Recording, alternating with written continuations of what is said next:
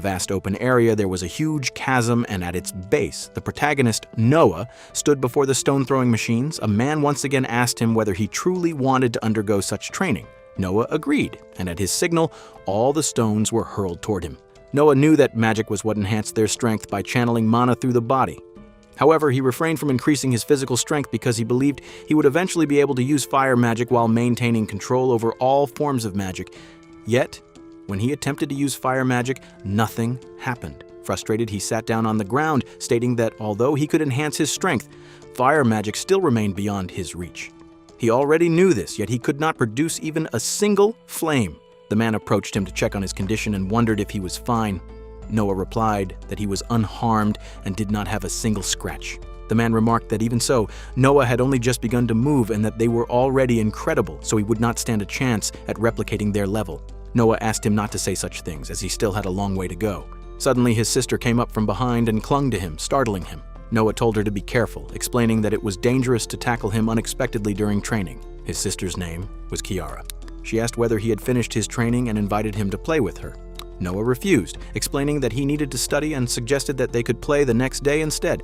When she remained silent, Noah wondered what was wrong.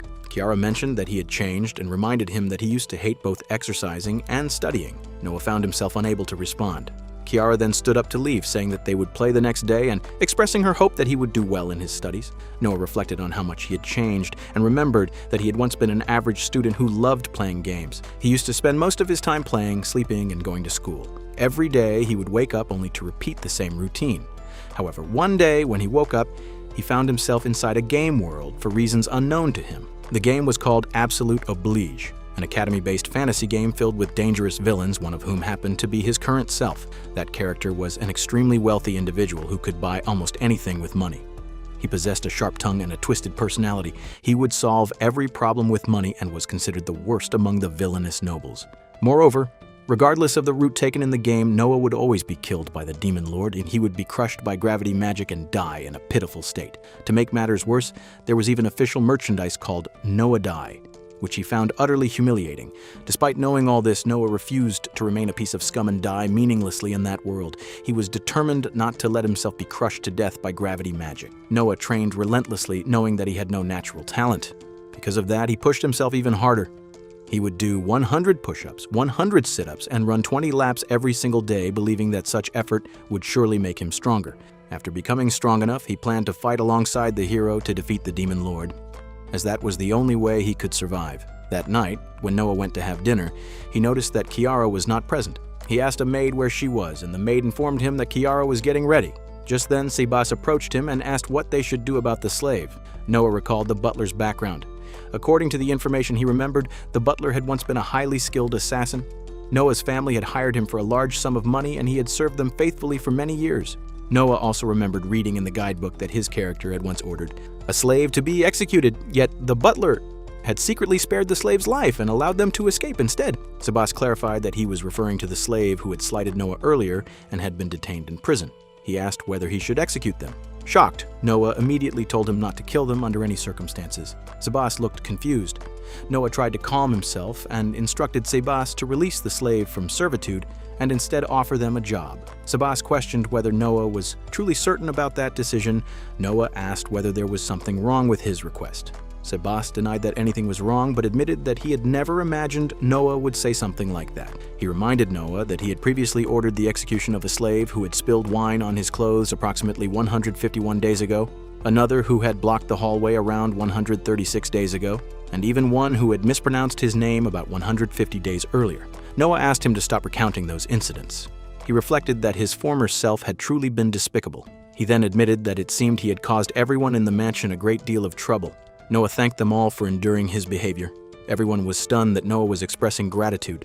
The maids began to panic, wondering whether he was ill and whether they should call a doctor. Noah quickly shouted that he was perfectly fine. Sebas then wondered whether Noah was genuinely trying to change, and if that were true, he decided that he would confirm it with his own eyes. The next day, while Noah was running, several people, including Sebas, ran alongside him. Noah began talking about muscle power, but Sebas commented that he was not speaking loudly enough. Noah then repeated himself more loudly. He felt that he had grown closer to Sebas recently. as the expression Sebas gave him reminded him of a grandfather looking at his grandchild. Afterward, Sebas suggested that they move on to the next stage of training. Noah engaged in arm wrestling with a muscular man. He struggled greatly, and the man remarked that Noah had built more muscle compared to last time. Nevertheless, the man easily defeated him, pushing him back and causing him to fall several steps away from the sheer pressure. The man concluded that it was still not enough. Noah looked at the other members of the Muscle Mania troupe and felt that they were all monsters in terms of physical strength. When he checked his stats, he reflected that before he knew it, he had become able to see his status screen. He realized that he had no talent for magic, exceptional stamina, or any special ability. Yet, he had grown remarkably strong, and he knew that it was all thanks to those men who had trained him. Sebas approached Noah, flexing his heavy frame, and remarked that Noah's back muscles and biceps were still lagging behind. He suggested that they should focus on training those areas as well. Noah agreed and immediately began working on them, which surprised Sebas, as Noah was sparing no effort at all. Noah's physique had become far more impressive than before, yet it seemed that he still did not understand the true charm of muscles. Sebas proudly displayed his own body and suggested that they should talk with their muscles, explaining that by connecting with them, Noah could push himself to even greater physical and mental heights. Noah was left wondering what Sebas was even talking about. Meanwhile, another man finished his training and checked his muscle pumps, commenting that they had not used enough weight and needed to increase it. They invited Noah to join them and stand in front of the mirror. As Noah looked at his reflection, they remarked that he was shredded and had developed a solid bulk. Noah briefly fell into the pleasant illusion about his physique and felt quite good about himself. Sebas then declared that he understood Noah's love for his muscles had been conveyed to them. He suggested that they move on to running. Noah agreed, and they all took their positions. Sebas asked whether everyone was ready and then gave the signal to start. They ran at an astonishing speed, surprising Noah. Determined not to lose, Noah used his strength skill to close the distance between himself and Sebas. Sebas realized that Noah had mastered the strength skill and found it fascinating. He then increased his own speed, thinking that if he went all out, Noah would not be able to keep up. However, when he looked back, he found Noah running just behind him with a smile. Sebas noticed that no matter how harsh the training became, Noah never complained and always wore a smile while striving to surpass himself. He felt that Noah possessed an overwhelming talent for hard work and muscle development. After extensive training, Noah returned to his room and checked his stats with satisfaction. He realized that he could now keep up easily after mastering the strength skill and had even gained new abilities: Appraisal Level 2 and Flash Step Level 2. Detection remained at Level 1, along with Parallel Processing at Level 1. He felt overjoyed as he saw his stats improving. Suddenly, Kiara burst into the room, jumping onto him and calling out that it was time for him to play with her. Noah apologized again, explaining that he still had a little more studying to complete. Kiara seemed saddened and asked what was more important to him, her or his studies. Noah could not help but feel that her words sounded like those of a jealous girlfriend. Suddenly, a man entered the room without knocking and announced that he had come up with a new training method. Upon noticing that Kiara was also present, he invited both of them to join. However, when they declined, he quietly left. After he departed, Kiara asked Noah whether he had noticed the man's smile. She explained that there had once been a rift between them and the mansion staff. All the maids, including the one Kiara had once considered her friend, had been afraid of Noah and could no longer even look her in the eye. Many of them had left the mansion, and Kiara had never wanted something like that to happen again. She continued by saying that over the past few months, everyone had become brighter, and many had begun to respect Noah. She hugged him tightly and confessed that she was truly glad about the change. Noah reflected that their mother had died early and their father was rarely at home due to work. Kiara had trusted only him. However, because of his past cruel behavior, she had accumulated many painful memories, and her happiness had always depended on him. Realizing this, Noah understood that he now needed to become a proper older brother. He declared that he would surely protect her. Suddenly, he took off his shirt to show his physique and proclaimed that he would train hard to become strong enough to protect her. Kiara was shocked and demanded to know why he was suddenly stripping. She then asked what the servants had been calling him recently. Noah replied that they were simply calling him by his name, or something similar. Kiara shouted that they had actually been calling him Muscle Idiot. After saying that, she ran away, calling him a stupid idiot. Even as Noah tried to speak, she returned briefly just to call him an idiot once more before leaving again. Noah felt apologetic, but resolved that he would not stop training his muscles. He had come to realize how enjoyable muscle training was. It was his path to becoming stronger. He declared that he would not remain a mere muscle idiot, but would instead become a super muscle idiot. Meanwhile, Kiara remembered his words about protecting her and blushed at the thought. She realized that she had never heard Noah speak to her like that before. Suddenly, something strange happened. Her legs froze and she found herself unable to move or speak. She noticed a maid ahead of her and attempted to call out, but no sound came from her lips. The maid seemed to sense something and turned around to check, but Kiara had already vanished. The maid murmured that she thought she had heard Kiara calling her, but perhaps it had only been her imagination. The scene shifted back to Noah, who was continuing his training. Afterward, exhausted, he lay down to rest. He recalled reading on the internet that rest was crucial for muscle growth and that one should take deep breaths during recovery. While resting, Noah focused his senses and used his detection skill to locate everyone in the mansion.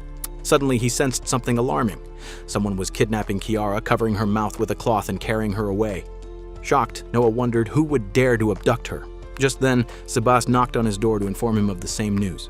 Noah immediately stood up and said that he had already sensed it through detection, and that they needed to rescue her at once. Sebas reported that all the guards at the mansion had been defeated and that they were facing a highly skilled opponent. He advised Noah to remain at the mansion while he handled the situation. However, as Sebas turned to leave, Noah stopped him and insisted that he would go as well. Even when Sebas warned that it would be dangerous, Noah declared that he had to go because Kiara was waiting for him. Sebas felt pleased hearing those words and decided to accompany Noah. He assured him that if Noah were to fall behind, he would take the lead and handle the situation. Noah agreed, and the two of them set off immediately. When they reached the forest, Sebas noticed someone standing on a cliff and pointed it out to Noah. Looking up, Noah saw a man holding Kiara. He rushed forward instinctively, but Sebas advised that they should circle around instead. Noah refused and declared that they would climb the cliff directly. Using his strength skill, Noah charged upward and reached the top, demanding that the man release Kiara. The man placed her down and stated that he had only used her to lure Noah there. He added that he intended to face Noah alone. The man then revealed his face and remarked that it had been a long time since they had met. Noah struggled to remember who he was. The man asked whether Noah truly did not recognize him and reminded him that he had once worked as a guard for Noah's family. The former guard spoke angrily, saying that he had served the family for years but had been executed on Noah's orders over a single mistake. He declared that he would never forgive Noah. Noah replied that such a punishment should never have happened. He thought that Sebas must have secretly spared the others he had ordered executed, but he doubted that this man would listen to any explanation. Realizing that arguing would be pointless, Noah decided that his first priority had to be rescuing Kiara. He activated appraisal to assess the man's abilities and discovered that the guard's stats were slightly higher than his own. Noah understood that defeating him would not be easy. As Noah instinctively stepped back, the guard mocked him, asking whether he was frightened and claiming that Noah could never accomplish anything on his own. He insulted him further, calling him a piece of trash. He sneered and asked whether Noah knew what people in the mansion called him, that he was a man without talent, dignity, or culture, and merely a pest of the Francis family. The man shouted that Noah could order someone's death with a single word and questioned what value Noah's own life held. He compared him to a tyrant whom no one loved and claimed that no one was even glad that Noah existed. He declared that such a pest deserved to be crushed immediately and repeatedly called Noah nothing but trash. Upon hearing those words, Kiara suddenly launched herself forward and slammed into the man. The cloth that had covered her mouth fell away, allowing her to speak. She declared that Noah had been burdened with the responsibility of becoming the heir since he was very young. She explained that the nobles and adults around him had constantly mocked him for being a child and an upstart, yet he had always continued trying his best. The guard angrily shouted at her to stop making excuses and struck her. Even after being hit, Kiara continued to defend Noah. She admitted that he had behaved like scum and had become twisted, and that he bore responsibility for his actions, but she insisted that he was still her beloved brother. Hearing her words, Noah smiled faintly and apologized for executing Kiara's friend in the past, confessing that he could never forgive himself for that mistake. To Kiara's shock, he punched himself in the face. The former guard stared in disbelief and wondered whether Noah had gone mad. Noah calmly stated that he understood why the man hated him and that he would not object even if the man chose to kill him. However, he declared that he would never forgive him if he made Kiara cry any more than he already had. He demanded that the man release her. Something in Noah's glare unsettled the guard, and he momentarily stepped back, loosening his hold on Kiara. However, he quickly regained his composure and sneered that acting righteous was pointless. He declared that he would kill Kiara to make Noah feel the same pain he had endured and that he would kill Noah as well, calling him a useless piece of trash. Noah responded that he had no other choice left. He told Kiara that things might become a little frightening and asked her to endure it for a while. Then, unexpectedly, Noah began entering his training stance, talking about muscle power as if preparing for a workout. Kiara stared at him in shock, wondering whether he was truly serious at such a moment. Noah calmly warmed up his body, explaining that proper preparation was important. The guard grew furious and demanded to know how long Noah intended to mock him. He declared that he would crush Noah immediately and launched a punch toward him. Noah narrowly dodged the attack, but the force of the blow shattered the tree behind him into pieces without even direct contact. Noah was stunned at the sheer destructive power. The man proclaimed that ever since his exile, he had done nothing but train relentlessly for revenge. He revealed that he had raised his restraint skill to level 10 and summoned enormous spectral hands, declaring that he would use them to crush Noah's body completely. That person attempted to strike Noah while Noah kept running, deliberately provoking him for amusement. When the man finally landed a punch, Noah jumped back and fell at some distance. The man wondered what had happened to all of Noah's confidence and mockingly remarked that Noah should now display his so-called muscle power.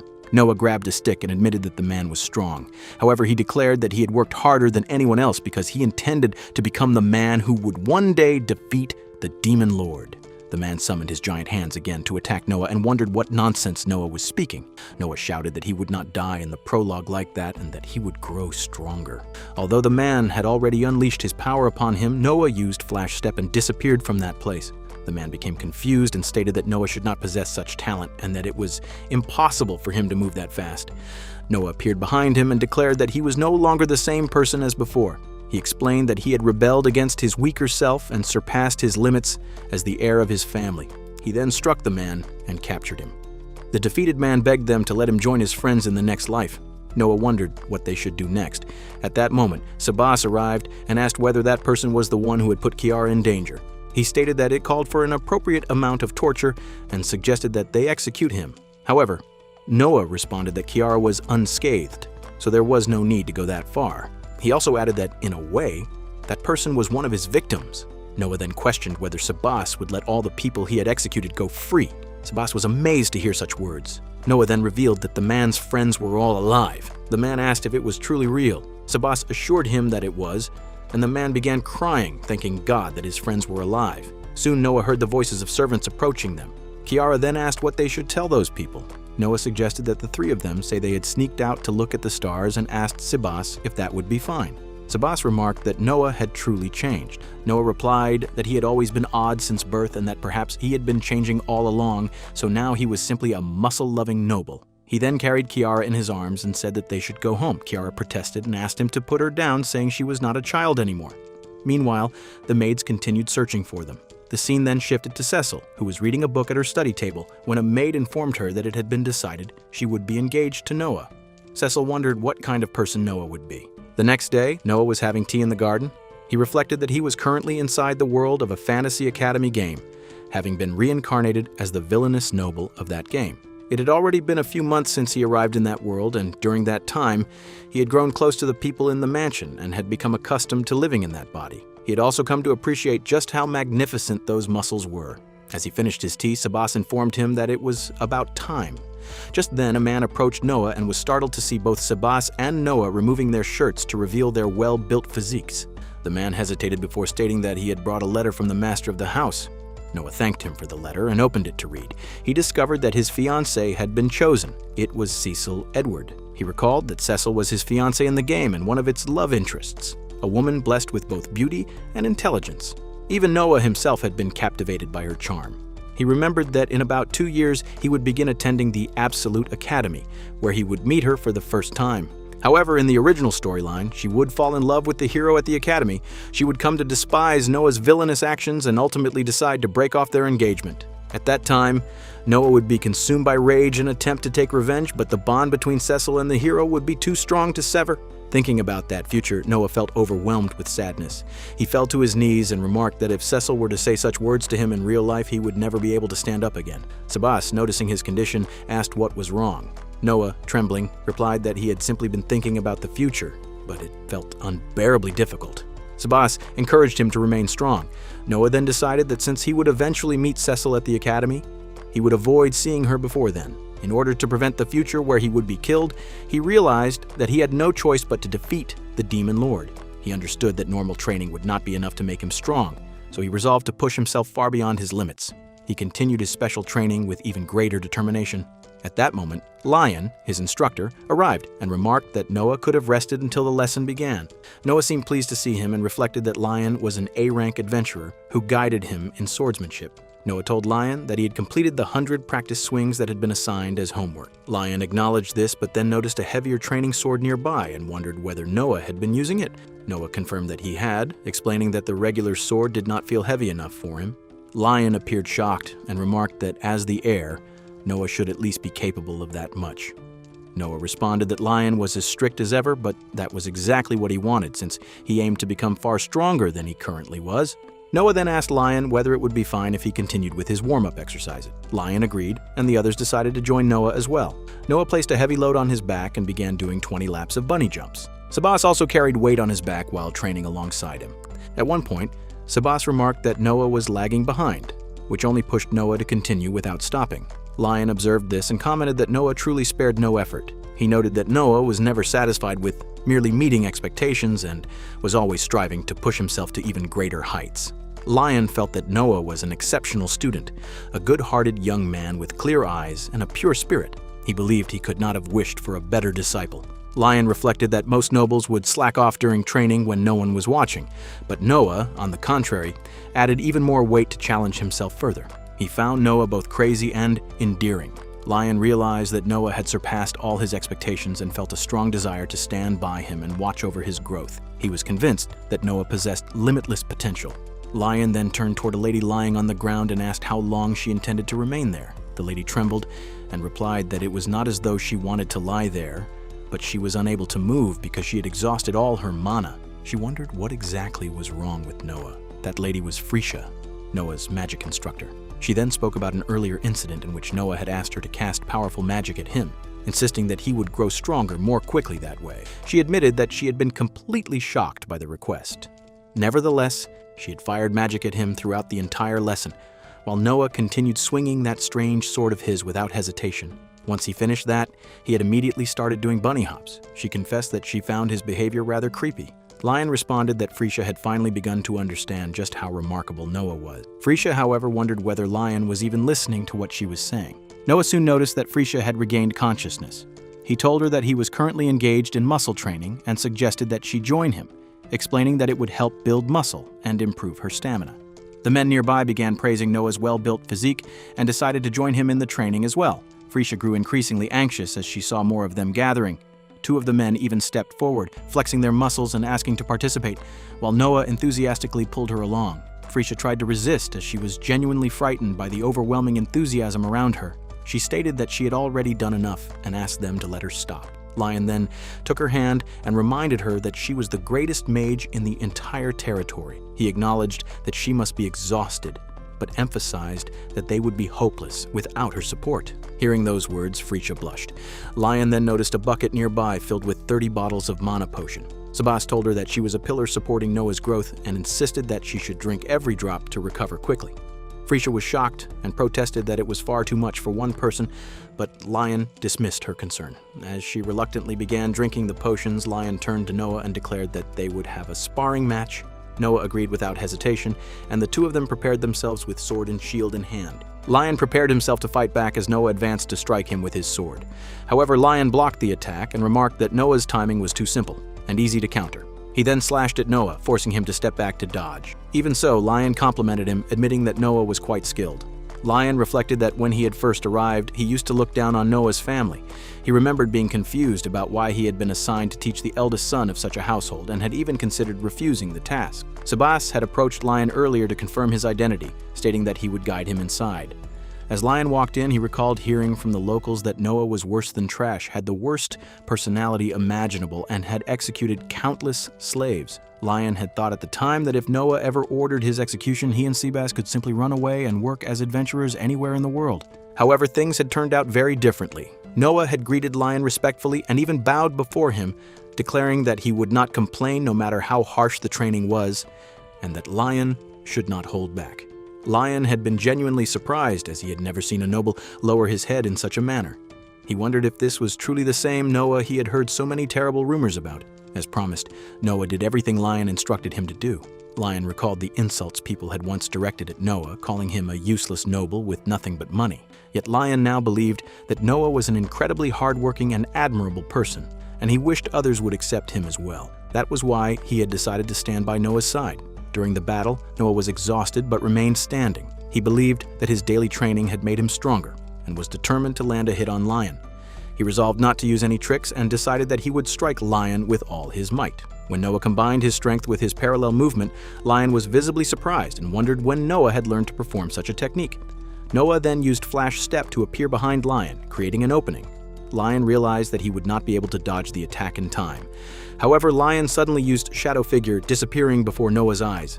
In the next instant, an attack struck Noah and sent him crashing into a nearby wall. Lion then placed his sword against Noah and declared that he had won once again. Noah accepted his defeat, and Lion extended his hand to help him up, explaining that true strength required immense coordination and that most people could not activate multiple skills simultaneously. He added that this was the reason Noah had used Parallel, which had allowed him to execute Flash Step at the same time. Noah responded that Lion had moved even faster than him, and that he had only seen Lion disappear. Lion then revealed that he was an A-rank adventurer, and that people referred to him as Lion the Shadow. He explained that the Shadow Figure technique was his bloodline magic. Noah remarked that it felt unfair, though he admitted that it could not be helped, and he appeared disappointed in himself. Lion told him that he had learned strength in a remarkably short time and had even managed to maintain Parallel alongside it, which was highly commendable.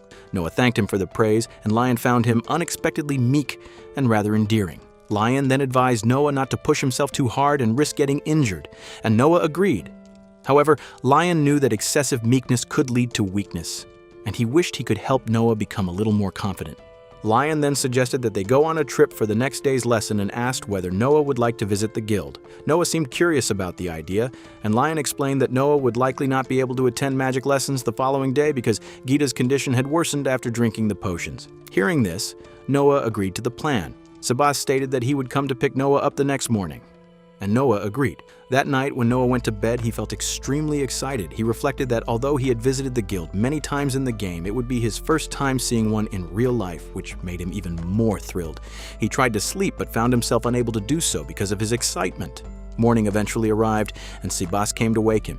Noah remarked that he had not felt this excited since a school trip during his elementary years. Sabas informed him that it was time to get up. When Sabas looked into his eyes to check if he was feeling unwell, Noah assured him that he was completely fine. After getting ready, Noah finally departed with Lion, while Kira and Sabas bid them farewell. Still half asleep, Noah mumbled that in the game they used to arrive at the guild instantly. Lion wondered whether Noah was still only half awake. After arriving in the city, Lion and Noah first visited an armor shop, where Lion selected a sword for Noah. When Noah picked up a katana, he remarked that it looked very cool. Lion commented that katanas were difficult to handle, but Noah replied that it suited him well, adding that he was Japanese. Lion wondered what Japanese meant, but Noah brushed it off, saying it was nothing important. Afterward, they headed toward the guild. At the guild, a young boy approached a man and politely asked for help on behalf of his village. He carried a written note explaining that wild wolves were planning to attack their village and that all the adults were busy preparing to defend it. The man wondered whether the boy had written the letter himself and thought that while the boy did not seem to be lying, he could not be completely certain. He then asked the boy whether he had sent a petition to the Francis family, the lords of that territory. The boy replied that he had sent the letter but had never received a response. He added that the adults in the village did not trust the Francis family. The man remarked that he had also heard that Noah did whatever he pleased and that people described him as neither intelligent, nor refined, nor popular, or reliable. He added that many believed the city would be doomed once Noah became lord. Noah and Lion overheard the entire conversation. Noah was shocked to realize how deeply people hated him. Lion wondered why they were hiding, and Noah explained that after hearing them speak about him, he had decided to sit quietly and listen to everything. Some of the guild members glanced at them in confusion. Noah reflected that after coming to the town, he had realized that his reputation was even worse than he had imagined. His past misdeeds had completely destroyed his standing within the territory. He could even imagine the people revolting, and he feared that if a rebellion were to occur, his playthrough could easily end in a disastrous outcome. He felt troubled and concluded that he needed to restore his honor as quickly as possible. Meanwhile, the man apologized to the boy and told him to try asking someone else for help. The boy pleaded for him to wait, but the man left. Suddenly, a large man approached from behind and accidentally bumped into the boy, causing his belongings to fall. The boy quickly apologized, but the large man became angry and raised his leg as if to kick him. Before he could do so, Noah stepped forward and blocked the attack, asking the boy if he was all right. The boy thanked him for his help, Lion then addressed the large man, Hashbart, remarking that he was as quick as ever to use his legs. Hashbart was surprised to see Lion and asked what he was doing there. The boy then asked Noah if he was all right, and Noah assured him that he was fine. In an exaggerated manner, Noah removed his outer clothing and declared that he was wearing the strongest armor of all, his muscles. His behavior appeared rather reckless and dramatic. Lion quickly warned him by name, telling him that he would catch a cold if he continued like that. Upon hearing the name Noah, Hashbart reacted in shock and demanded to know whether he was the son of Lord Francis. Everyone in the guild turned their gaze toward Noah, including the boy. Hashbart stepped closer and angrily questioned what someone like Noah was doing in the town. Lion silently reflected that this was how people currently perceived Noah. Noah calmly replied that he was there for an excursion as part of his lessons. Hashbart mockingly responded that it was laughable to hear such words from a trash noble who had killed dozens of slaves. He claimed that Noah had abandoned every form of study and training, lacked both courage and talent, and therefore had no chance of completing a guild request. One of the men commented that the situation was dangerous because Hashbart was speaking rudely to a noble. He warned that if Noah became angered, the rest of them might be judged as accomplices. Hashbart demanded that Noah say something.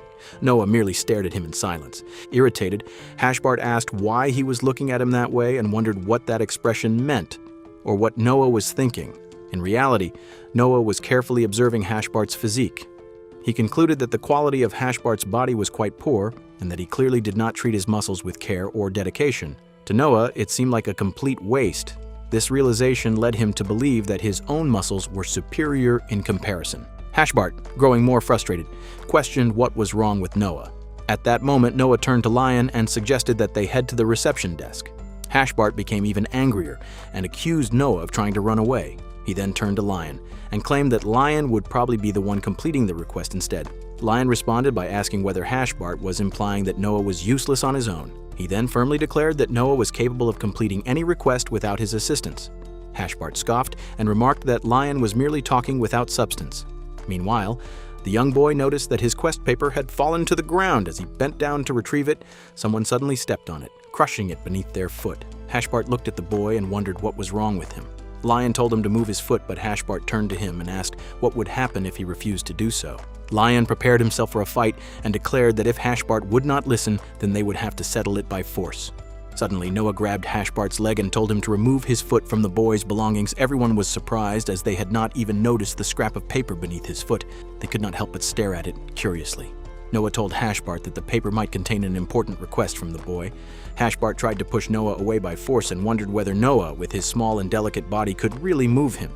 However, Noah used his strength and threw Hashbart aside, leaving him and the others in complete shock. Noah remarked that Hashbart seemed lighter than he appeared. He then picked up the paper and handed it to the boy. Hashbart got up and claimed that he had merely slipped. He then spoke mockingly about the boy's filthy request, saying that no one would ever accept it and that if the boy truly wanted someone to take it, he would have to offer 10 times the reward. The boy showed a small pouch of coins and said that it was all he had. Noah then asked whether he could accept the request, explaining that the location was not far and that he did not care about the reward.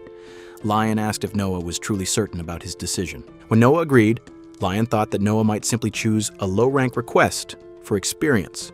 However, realizing that Noah was genuinely concerned about the suffering of his people made Lion feel that Noah was merciful and peaceful, unlike most nobles. Noah told the boy that they should head to his village. Hashbart shouted at him to stop and questioned why Noah Francis was worrying about a mere villager, saying that such behavior did not suit him. Noah turned back and stated that he would be taking responsibility for the territory on behalf of his father, and therefore he would resolve any problems within it. After saying that, he left with the boy. Along the way, they learned that wild wolves lived in the forest northwest of the village and moved in small packs, so they would need to be cautious.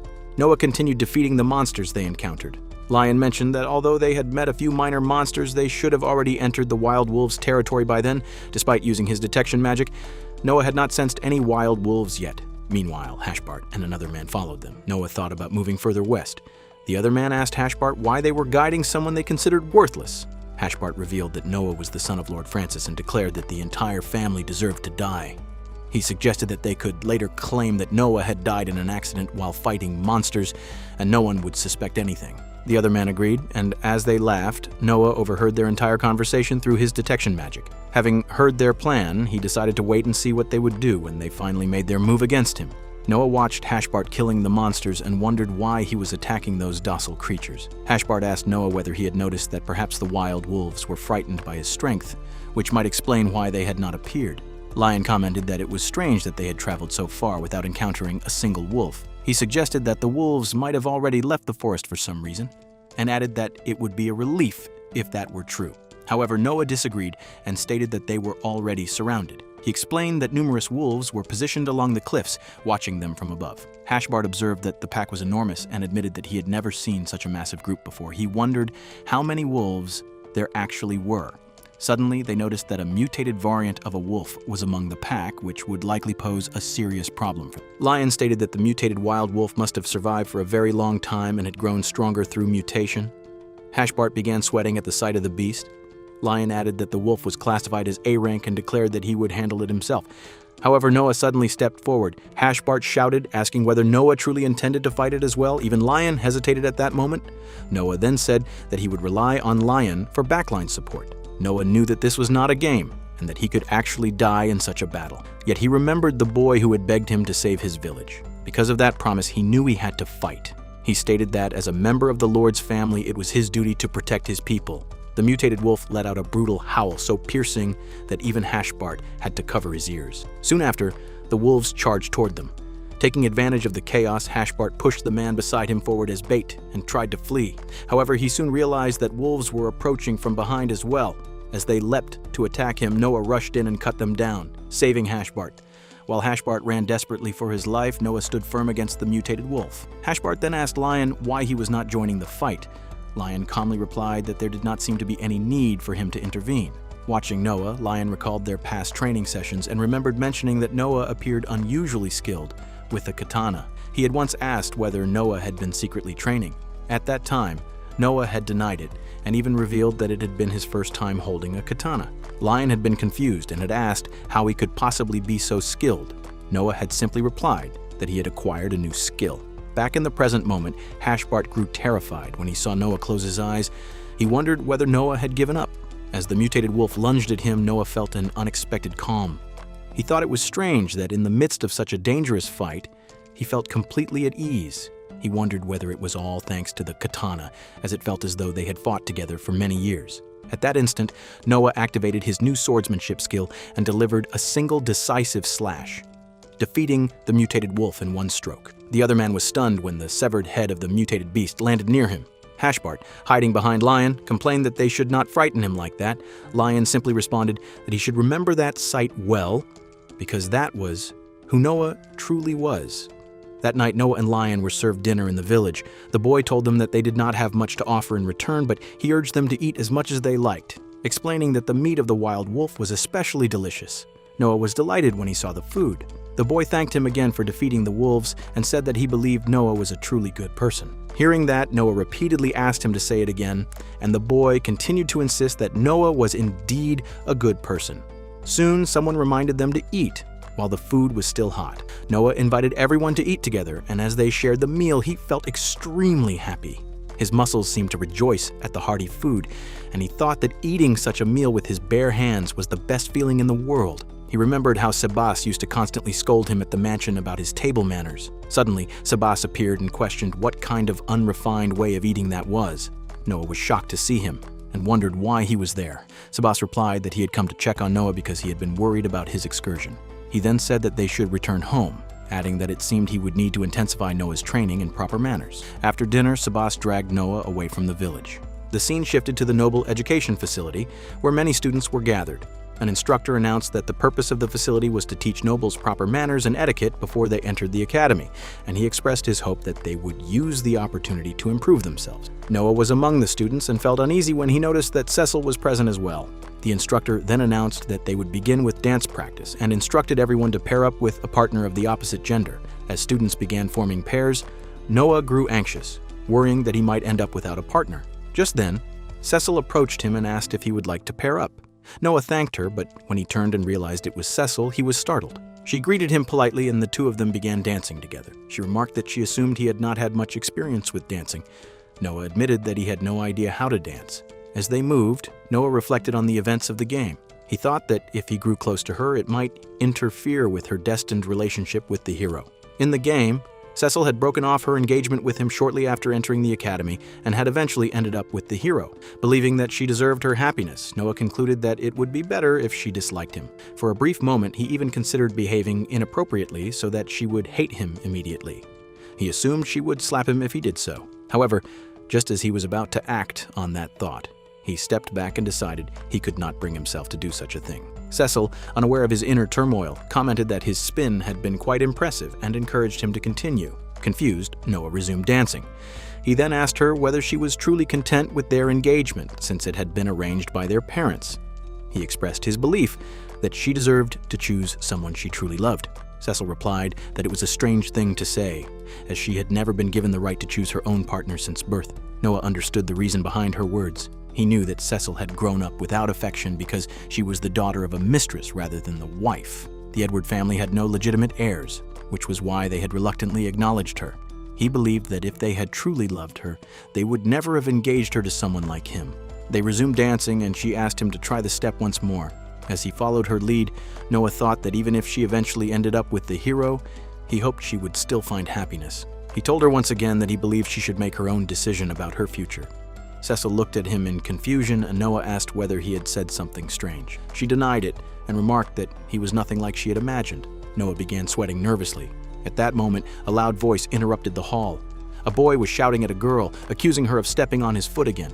The girl had fallen to her knees and apologized repeatedly, explaining that she did not have much practice in dancing. The boy angrily declared that this was exactly why he had not wanted to be engaged to someone like her. As people began staring, another man approached and advised him to lower his voice since everyone was watching. However, the boy arrogantly stated that without their engagement, the girl's low-ranking family would fall into ruin. He claimed that she had no choice but to obey him and would have to follow his every command for the rest of her life. Noah remarked that the boy was going too far. Cecile quietly responded that nothing could be done as it was simply the girl's fate. As the girl looked up at the boy, he demanded to know why she was staring at him like that and asked whether she had something to say. Hearing the word fate, Noah found himself silently questioning its meaning, while Cecile observed his reaction closely. Noah grew angry and declared that someone like that boy did not deserve such authority over another person. When the fat boy raised his hand to slap the girl and warned her not to disobey him again, Noah suddenly used a flash step, lifted the girl away, and moved several steps back. Everyone was left in shock, wondering when and how Noah had acted so quickly. Noah gently asked the girl if she was all right, and wondered aloud whether the boy had been hitting her regularly. The boy shouted at Noah not to interfere in his affairs. Another student quickly warned him that he should be careful, as the person he was confronting was Noah Francis.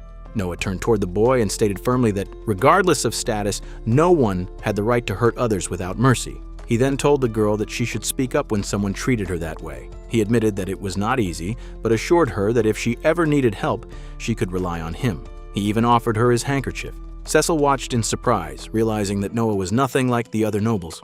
She felt that there was something mysterious about him. She recalled his earlier words about choosing her own marriage and felt her curiosity toward him growing stronger. After escorting the girl aside, Noah began telling her that since she had such a troublesome fiancé, he wanted to say something further. However, before he could finish, Cecile called out to him. Noah felt nervous and wondered whether he was about to be scolded. Instead, Cecile asked whether he no longer wished to practice dancing with her. Noah explained that he was simply bad at dancing and had worried that he was troubling her. He hesitantly asked if she was truly comfortable dancing with him. In response, Cecile took his hand and told him that he was doing very well. She began guiding him patiently, teaching him the proper steps, and Noah gradually followed her lead. Suddenly, they heard that the girl had announced the cancellation of her engagement to the arrogant boy and had walked away from him. Hearing that, Noah was reminded of the future scene in which Cecile would break off her engagement with him at the academy. For a brief moment, he almost felt sympathy for the boy. The scene shifted to a strange castle perched on a mountain cliff. Inside, a man and a cat were observing Noah through a magical orb. The man remarked that Noah was the infamous heir of the Francis family. He added that although Noah had once been known for his bad reputation, his image had improved recently after defeating a wild wolf. The cat commented that Noah was still just a little boy and expressed surprise that someone so young had accomplished such a feat. The man continued saying that ever since that incident, the mood throughout the entire territory had improved. He explained that their original mission had been to incite a riot within the kingdom, beginning from the Francis territory. The plan had been to exploit Noah's poor reputation to fuel public dissatisfaction. However, he concluded that killing Noah now seemed like a faster solution. At least, that was how Albus, the Mage of Scales, would handle it. The cat, whose name was Mia, remarked that Albus always wore a particularly nasty expression when making such decisions. Albus then instructed Mia to go and eliminate the hero instead, mentioning that it was another assignment they had received.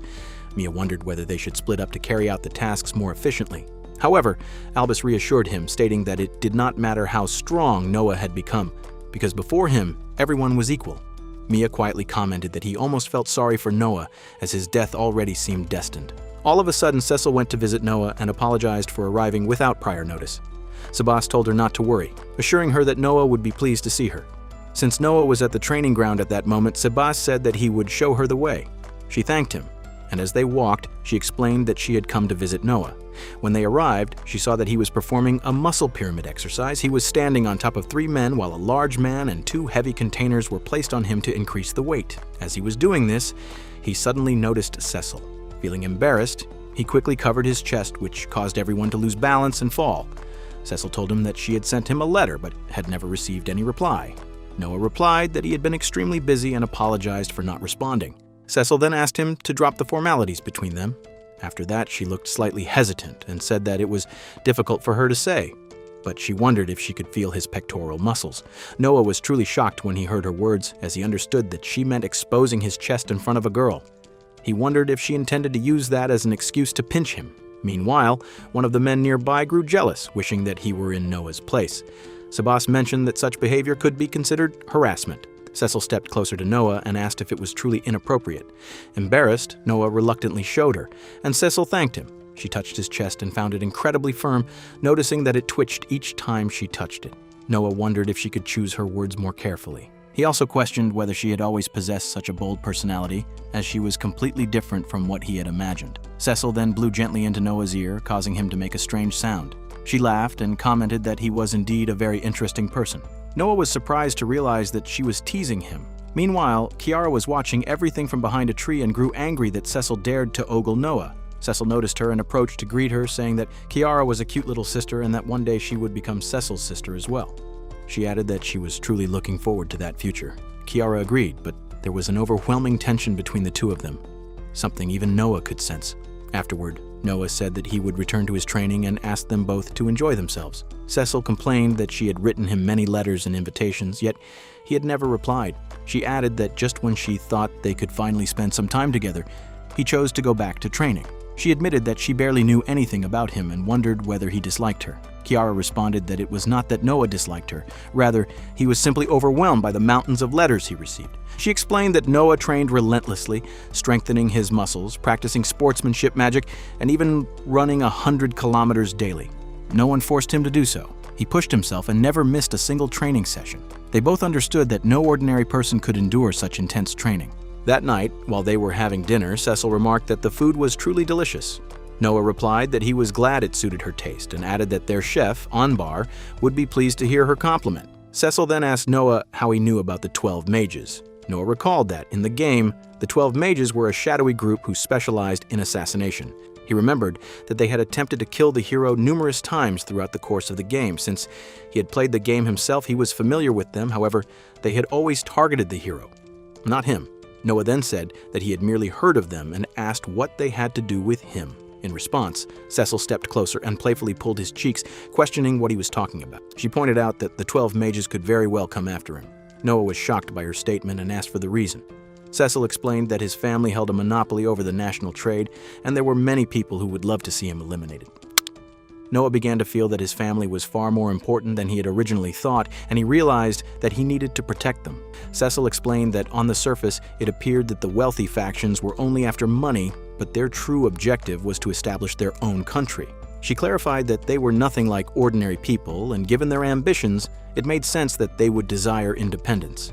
Since she had no idea what methods they might resort to, she advised Noah to remain cautious. Because she had been pulling his cheeks, Noah's face had become slightly swollen. Even so, he found it impressive that Cecile possessed such deep knowledge about these matters. Soon, a servant arrived to serve the main dish. Sebas politely apologized to the servant and asked him to take out the trash afterward. The servant agreed. However, when he stepped outside to dispose of the garbage, it was revealed that he had imprisoned a man there, coldly remarking that trash was not supposed to struggle or make noise. As expected, the mansion was heavily guarded. There was even a poison tester assigned to inspect the meals. The only factor outside the assassin's calculations was Cecile's presence. Suddenly, the servant transformed back into his true form, Albus, and declared that everything so far had been child's play for him. He revealed that there were exactly 0.1 grams of dragon tranquilizer in the meal Noah was currently eating.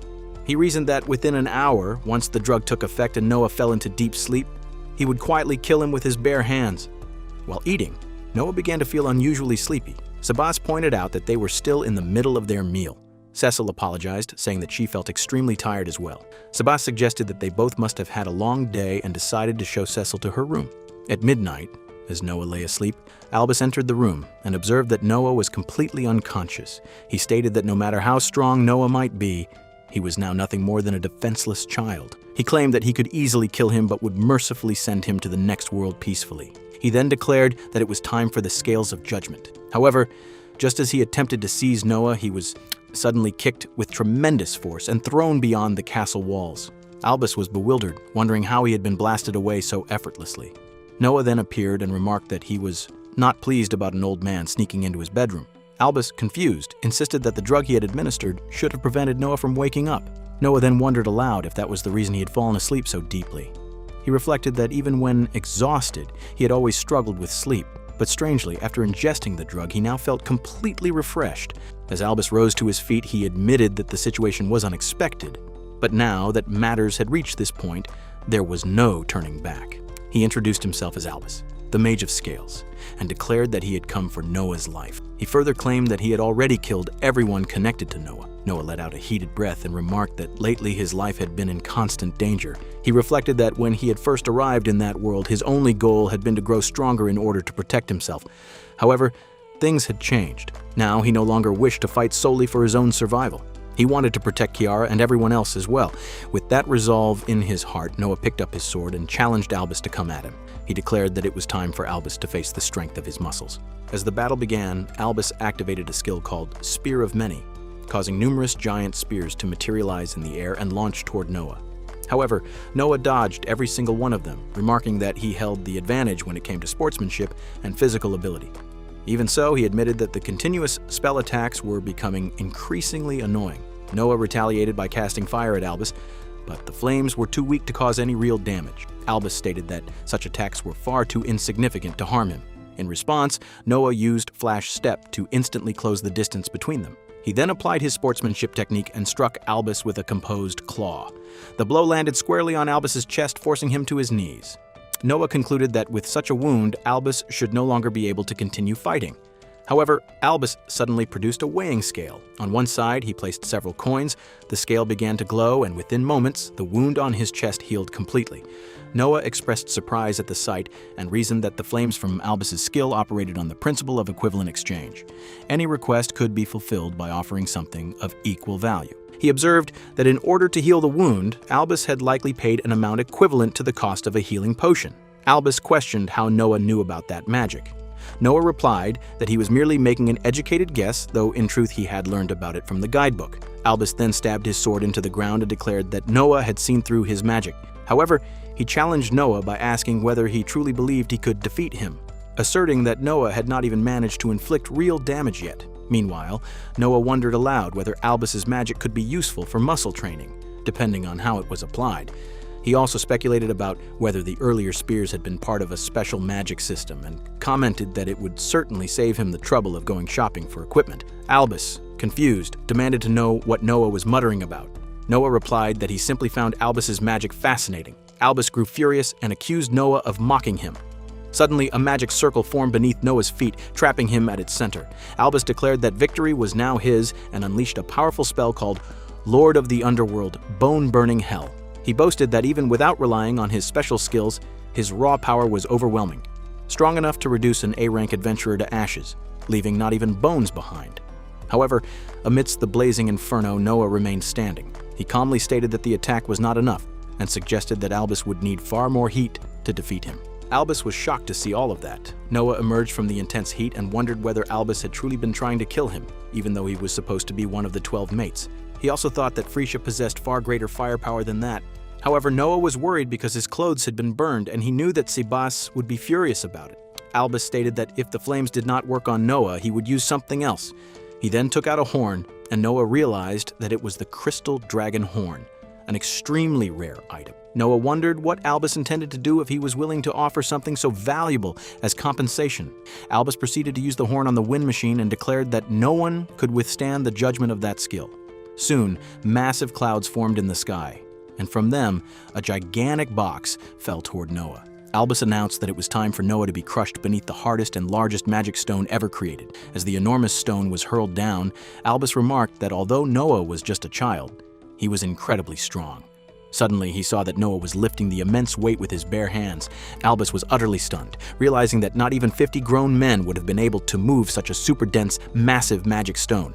Noah mentioned that he had been waiting for all kinds of different dumbbells and thought that he might even be able to create something similar using alchemy. Albus responded that the scales had not fulfilled his wish and insisted that such a thing was truly impossible. He wondered whether Noah's muscles had become overwhelmingly powerful. Without hesitation, Noah threw the giant stone toward Albus and told him to take it.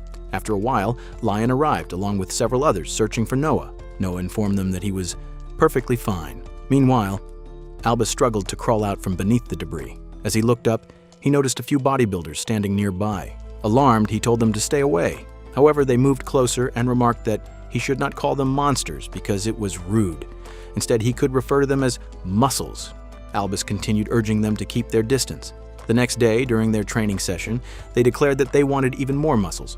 Albus followed them reluctantly, looking as though he might collapse at any moment. He even stated that they were nothing like ordinary humans. At one point, a man wondered whether he should start running faster, realizing that they had not even completed half a lap yet. Cecile asked Noah why that enemy was running alongside him. Noah replied that they had simply captured him. She told him not to make it sound as if he had just picked up a stray cat. Noah explained that at first he had thought about handing Albus over to the guards. Lion added that what awaited Albus there would either be a death sentence for his crimes or being killed to silence him, which ultimately meant death either way. Therefore, Lion believed that adopting and employing him for Noah's sake made far more sense. Cecile pointed out that Lion had just said the word adopt. At that moment, Noah noticed that Albus had collapsed. He explained that they had taken Albus's skills from him and that he was certain Albus would eventually come to appreciate the joy of muscle training. Lion went over to check on Albus and told him to get up since they were finished for the day. He then left him there. As Lion walked away, Freesia remarked that Lion seemed busy, which would make her job significantly easier, all thanks to Albus joining them. She wondered what she should do first, thinking that having free time was the best feeling. Meanwhile, Lion placed Albus inside a container and wondered what Freesia had been talking about. He clarified that Albus was simply going to function as a mana tank for her, and she would use his mana to cast all her spells. Since she was the only one powerful enough to match Noah, she planned to use Albus's mana to fire as many spells at Noah as possible. Freesia was shocked and wondered whether they truly intended to make him do something so inhuman. Lion approached her and said that he would just bring it to her, referring to the bucket of potion. She began sweating and remarked that that was also an inhuman act. Albus called out to her by name and asked whether they were in hell. She shouted back that he should address her as senpai and show some respect. Later, Noah told Cecile that he had better get started as well and asked if she wanted to help him with something. She agreed and asked what they would be making. Noah excitedly explained that it would be muscle training equipment. Cecile felt somewhat uneasy upon hearing that. After the training session, Noah was having some minerals while deciding what to do that day and the following day. He also offered some healing potions to Albus. Albus was extremely weak and accepted them, muttering something repeatedly about scales. Cecile was confused and wondered what was going on.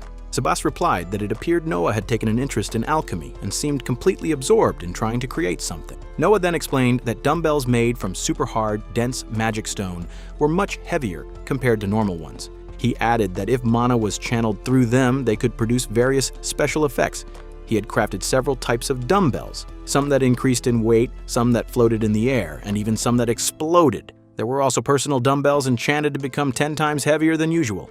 At some distance, a few men were using the dumbbells and seemed to be enjoying themselves immensely. It was said that one could even hear their muscles crying out in joy. They felt that Noah was truly amazing to have learned enchanting at such a young age and believed he had grown so much since childhood, much like their muscles. Cecile told them not to make it sound as though raising children and building muscles were the same thing. Meanwhile, Albus considered leaning against a tree for support and remarked that the mansion was filled with nothing but perverted muscle monsters, even though they might have spared his life. He wondered whether Mia had managed to kill the hero, as he had a bad feeling about it. The scene then shifted to the hero. He remembered the cat mage who had fought against Go and looked up at the sky, stating that ganging up on him just because he was the hero had been very mean. The dark cloud slowly disappeared, and he felt relieved that the weather was finally improving. It was implied that he was the one destined to end up marrying Cecile in that absolute oblique game. That hero was Arthur. Arthur was standing beside a giant hole when he suddenly remembered that he had forgotten to take in the laundry before leaving. However, he assumed it was already too late to go back. Mia stood next to him, lost in thought. She could not believe that Albus had defeated her with just a single attack. She admitted to herself that although Albus might be an idiot, he was incredibly strong. Arthur hugged her and said that he was truly glad he had managed to meet her again. When he called her MC Fatty, Mia protested, saying that her name was not MC Fatty. Arthur was surprised that she had spoken. Realizing her mistake, Mia remembered that she was in the form of a cat and quickly started meowing instead. Arthur then concluded that she could not actually talk. Meanwhile, Mia silently wished that Albus would come to save her. The scene shifted to Noah. He showed Cecile the dumbbells he had made for her and explained that they were a token of gratitude for warning him that he might become a target. Cecile hesitated, and Noah told her there was no need to feel shy. Cecile understood that she should be happy to receive a gift, but she had not expected it to be a dumbbell. At that moment, Sebas approached Noah and pointed out that giving Cecile a dumbbell was quite rude. He explained that women remembered every present given to them and that a single mistake could haunt a man for the rest of his life. He even added that women became especially relentless after childbirth. Noah wondered whether Sebas was speaking from personal experience. Realizing his mistake, Noah told Cecile that he actually had something else for her. She took the small box and opened it, revealing a ring inside. Sebas mentioned that the lord of the house had prepared it for Noah and Cecile. Noah grew angry, thinking that Sebas had tricked him. Sebas responded that Noah was hopeless on his own and had not even attempted to meet his fiancée properly. Noah then understood the situation. Cecile commented that the ring was very beautiful and asked Noah to place it on her finger. As Noah looked at her, Sebas reminded him that he must never make Cecile feel lonely again and should promise to cherish her. Noah agreed and gently put the ring on her finger, thinking that Cecile was kind and beautiful and that he was grateful she had come to see him. However, he also knew that the one Cecile truly loved was not him. After the ring was placed, Cecile smiled with a special charm on her face and said that she would treasure it for the rest of her life. Her words struck Noah deeply, and when she noticed his expression and asked if something was wrong, he replied that it was nothing. He then turned to the others and asked whether anyone else wanted dumbbells. Everyone raised their hands enthusiastically. Noah learned that they were even running bets over the weights. He was surprised to hear that and immediately began crafting more dumbbells.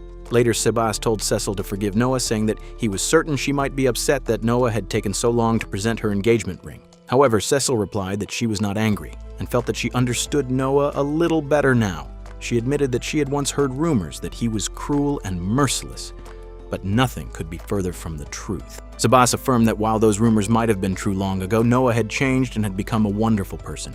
Cecile stated that the real Noah she had come to know was a truly wonderful person. Sebas then asked her why she had come there that day. Cecile wondered whether Sebas had forgotten that the day was approaching very soon. Sebas appeared confused at first, but then he glanced at Noah and the others who were busy training. After realizing the situation, he remarked that it seemed Noah would have to endure a period without muscle training for the time being. One day, while checking his stats, Noah was surprised to discover that his intelligence was listed as muscle. Until then, it had always shown his intelligence as unknown. He had assumed that it meant the system simply could not process the knowledge of a Japanese person. However, he now wondered what it meant for intelligence to be classified as muscle. He questioned whether it implied that his mind was completely dominated by muscles, making him a total meathead. Noah attempted to investigate further, but the system refused to provide any additional information. At that moment, Sebas approached him and remarked that it seemed Noah had forgotten something very important. He reminded Noah that there was only 1 year left until the entrance exam in Japan. Noah suddenly remembered.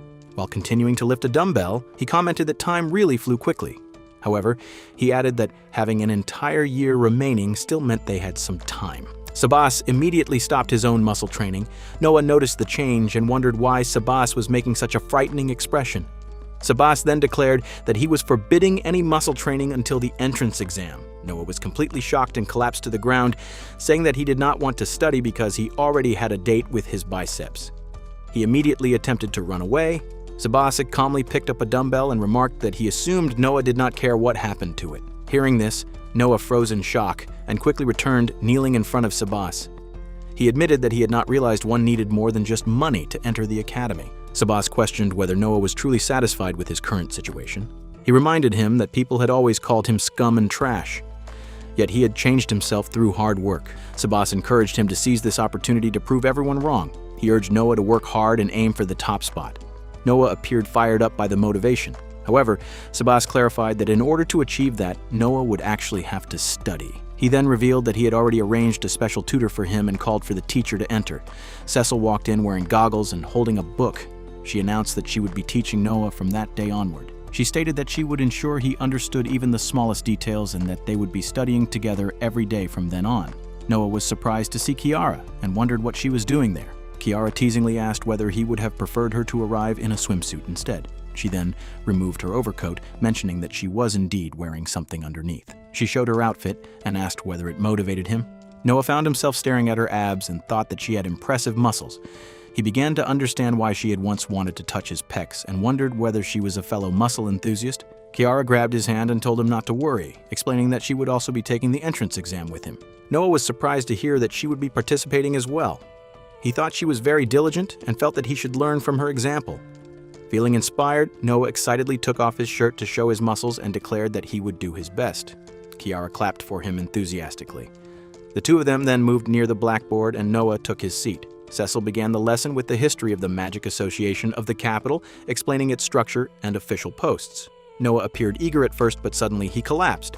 Sabas grew worried and examined him, eventually announcing that Noah was suffering from muscle study rejection, reaction, a condition in which the muscles supposedly cut off all electrical signals to the body when a person starts studying. Cecile wondered aloud whether Noah simply did not want to study and began to feel discouraged. She tried shaking him gently, saying that it was far too early for him to fall asleep. When he did not respond, she asked what they should do. Sabas suggested that perhaps promising Noah a dumbbell as a reward might revive him. Cecile questioned whether that was truly an appropriate reward, remarking that a boy of Noah's age might normally be more interested in girls. Sabas was shocked that she had said something like that. Feeling embarrassed, Cecile looked down awkwardly. Meanwhile, Sabas helped Noah lie down properly and commented that Noah had certainly built quite a lot of muscle. Cecile noticed that his muscles seemed even bigger than before and she reached out to touch them out of curiosity. Suddenly, Noah sprang up and declared that if they kept slacking off, he would confiscate the dumbbell. He appeared frightened, as if he had just awakened from a nightmare. Cecile quickly asked whether he was finally awake and insisted that they should continue studying. Noah agreed, but he noticed that her face was slightly red and asked what was wrong. She replied that he was simply imagining things. The scene shifted to a meeting where many people were seated discussing the fact that the whereabouts of both Albus and Maya were unknown. Lisa stated that it had been Mia's first mission and suggested that it might simply have been a bad matchup. Flamma wondered who the opponent could have been. He was then informed that Mia's target had been the hero Arthur. Another person questioned whether the hero was truly that strong. Flamma replied that Albus had been a mage whom he had personally acknowledged, so it was truly unthinkable that Albus had failed to take down the territory of Francis. Someone remarked that failure was still failure, and reminded everyone that their request had been to bring Francis's territory to ruin, and use that as a means to destroy the kingdom. That was why they needed to either persuade or kill Noah, all for the sake of the grand purpose of the 12 mages. Lisa commented that this was why he had always been number one, as he was extremely strict. The number one mage ordered them to deal with the matter immediately and, once the allotted time was over, dismissed the meeting. There was a sand timer on the table, which Lisa pushed lightly with her finger as she remarked that they were arrogant simply because they were strong, and she admitted that she did not particularly like them. Flamma warned her not to say such things, explaining that immense power was often concentrated in the hands of a few, and that their current assignment required her to investigate the Francis directory. Lisa agreed. Using her power of air, she lifted several papers with a flick of her hair and explained that the Francis directory included Sebas, the once legendary assassin who had now retired. The next name was Anbar, a former master hunter once feared as the Black Wolf. After him was Orga, who had previously served as the royal defense captain and had been famed as an invulnerable opponent. Flamma remarked that each of them was like a monster, and that, had they known this earlier, Albus would not have gone alone. Lisa had worked extremely hard to uncover that information, as the family had gone to great lengths to hide their backgrounds. Finally, she asked Flamma what he intended to do. Flamma replied that he wished to grieve Albus's loss, but they also had another mission, kidnapping the second princess, Clay Leuris, which would take priority. Cecile stated that Princess Clay seemed to be heading toward the Francis territory. She suggested that they should handle both matters at once and clean up the entire mess involving both the princess and Noah. Flamma then stood up along with Lisa, declaring that it was time to hunt.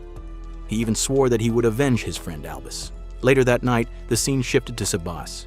Anbar arrived with bad news, informing them that Noah had escaped from the castle by breaking all the locks they had carefully installed. Cecile was shocked to learn that such a massive lock had been destroyed by Noah.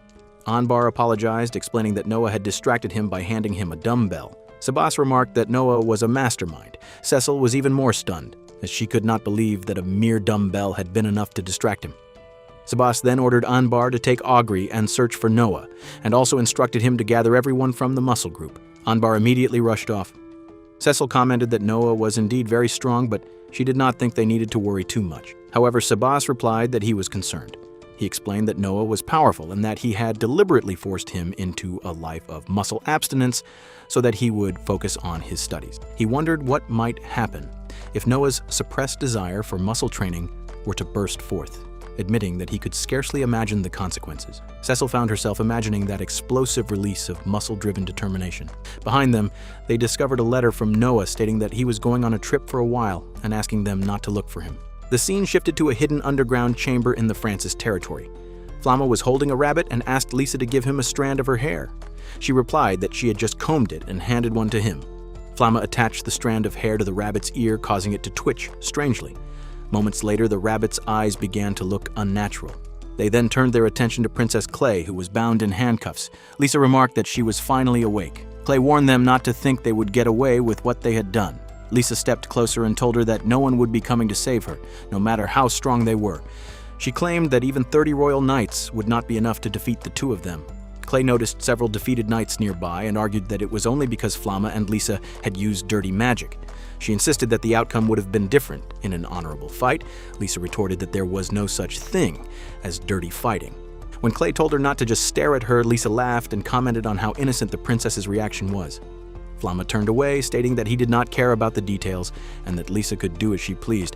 Lisa leaned closer to Clay and told her that she would eventually have to submit, so she might as well enjoy herself in the meantime. She wondered aloud what the princess would be like once she broke her spirit. Although Clay resisted, Lisa did not stop. Meanwhile, Flamma grew irritated, thinking that instead of wasting time, they should report that they had successfully captured the princess. He moved his finger toward the rabbit and began explaining that by casting a submission spell and embedding a strand of Lisa's magical hair into the target, he could dominate both body and mind with greater precision. At that moment, someone behind him asked what he was doing. Without turning around, Flamma continued explaining that he could control any target upon which he cast submission. When he finally turned and realized the intruder was an unknown figure, he immediately attacked with dragon breath. Lisa, startled, asked what was happening. Flamma declared that they had an intruder.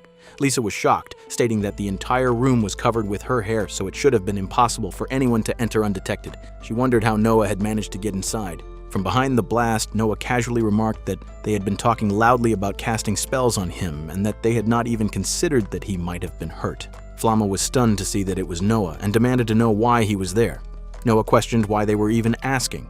He reminded them that after escaping the so-called life of muscle abstinence, he had gone on a trip with Dan and had discovered that freedom was truly the best feeling. He recalled asking a random man, a shopkeeper, and even Dan whether they felt the same way. He remembered buying a meat skewer, and the shopkeeper had commented that he seemed like an energetic young man and had offered him an extra one on the house. Noah had thanked him. While training, he had reflected that he had not run away because he hated studying. Rather, inspecting the town was an important duty as the heir of his family. Someone had called out to him, offering freshly squeezed broccoli juice, claiming it would be good for his body. Noah had decided to inspect that stall as well. Suddenly, Hashbart had shoved him aside and told him to get out of the way. Noah was surprised and remarked that it had been a long time since they had met. Hashbart recognized him and nervously asked what he was doing in town. Noah replied that he and Dan, along with Dumble, were on a trip. Hashbart asked whether he was alone. Noah suggested that since they had run into each other, they should talk about their love for muscles. Hashbart was horrified and quickly ran away, telling Noah to stay away from him. Noah reflected that his standing among the townspeople had improved significantly compared to before. As he walked, he activated detection magic and sensed the presence of multiple individuals nearby. Among them, two possessed a similar aura to Albus's, which deeply unsettled him. That was why he decided to head in that direction. The scene returned to the present. Noah remarked that coming there had indeed been the right choice, as he could not believe they were imprisoning a girl like that. When he looked at Clay, He suddenly closed his eyes, wondering why she was in such a state. Clay urged him to run away, warning that the two before him were members of the 12 mages and that he needed to leave immediately. Lisa silenced her by suddenly kissing her and telling her to shut up, which made Noah feel embarrassed. Flamma approached Noah and commented that he had spared them the trouble of searching for him. Noah understood the situation clearly. From what he could gauge through their status, they were overwhelmingly stronger than he was. Logically, he knew he should retreat, just as Clay kept insisting. However, he refused to leave.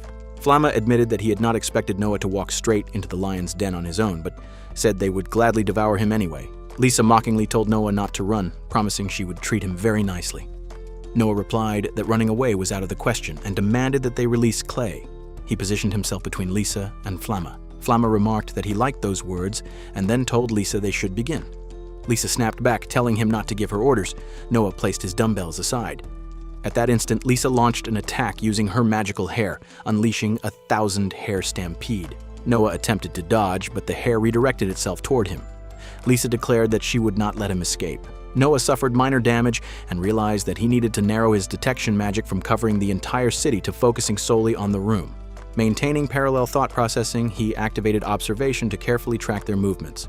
Gradually, he began blocking Lisa's relentless strikes. Frustrated, Lisa called for Flamma's support. Flamma agreed and cast Subjugation Gigantos, summoning a massive monster behind him. Simultaneously, Lisa unleashed another technique, Thousand Fingers Demon, targeting Noah once more. As Noah leapt to evade the assault, a magic circle appeared beneath him. From it, Flamma summoned a gigantic arm that descended and crushed him.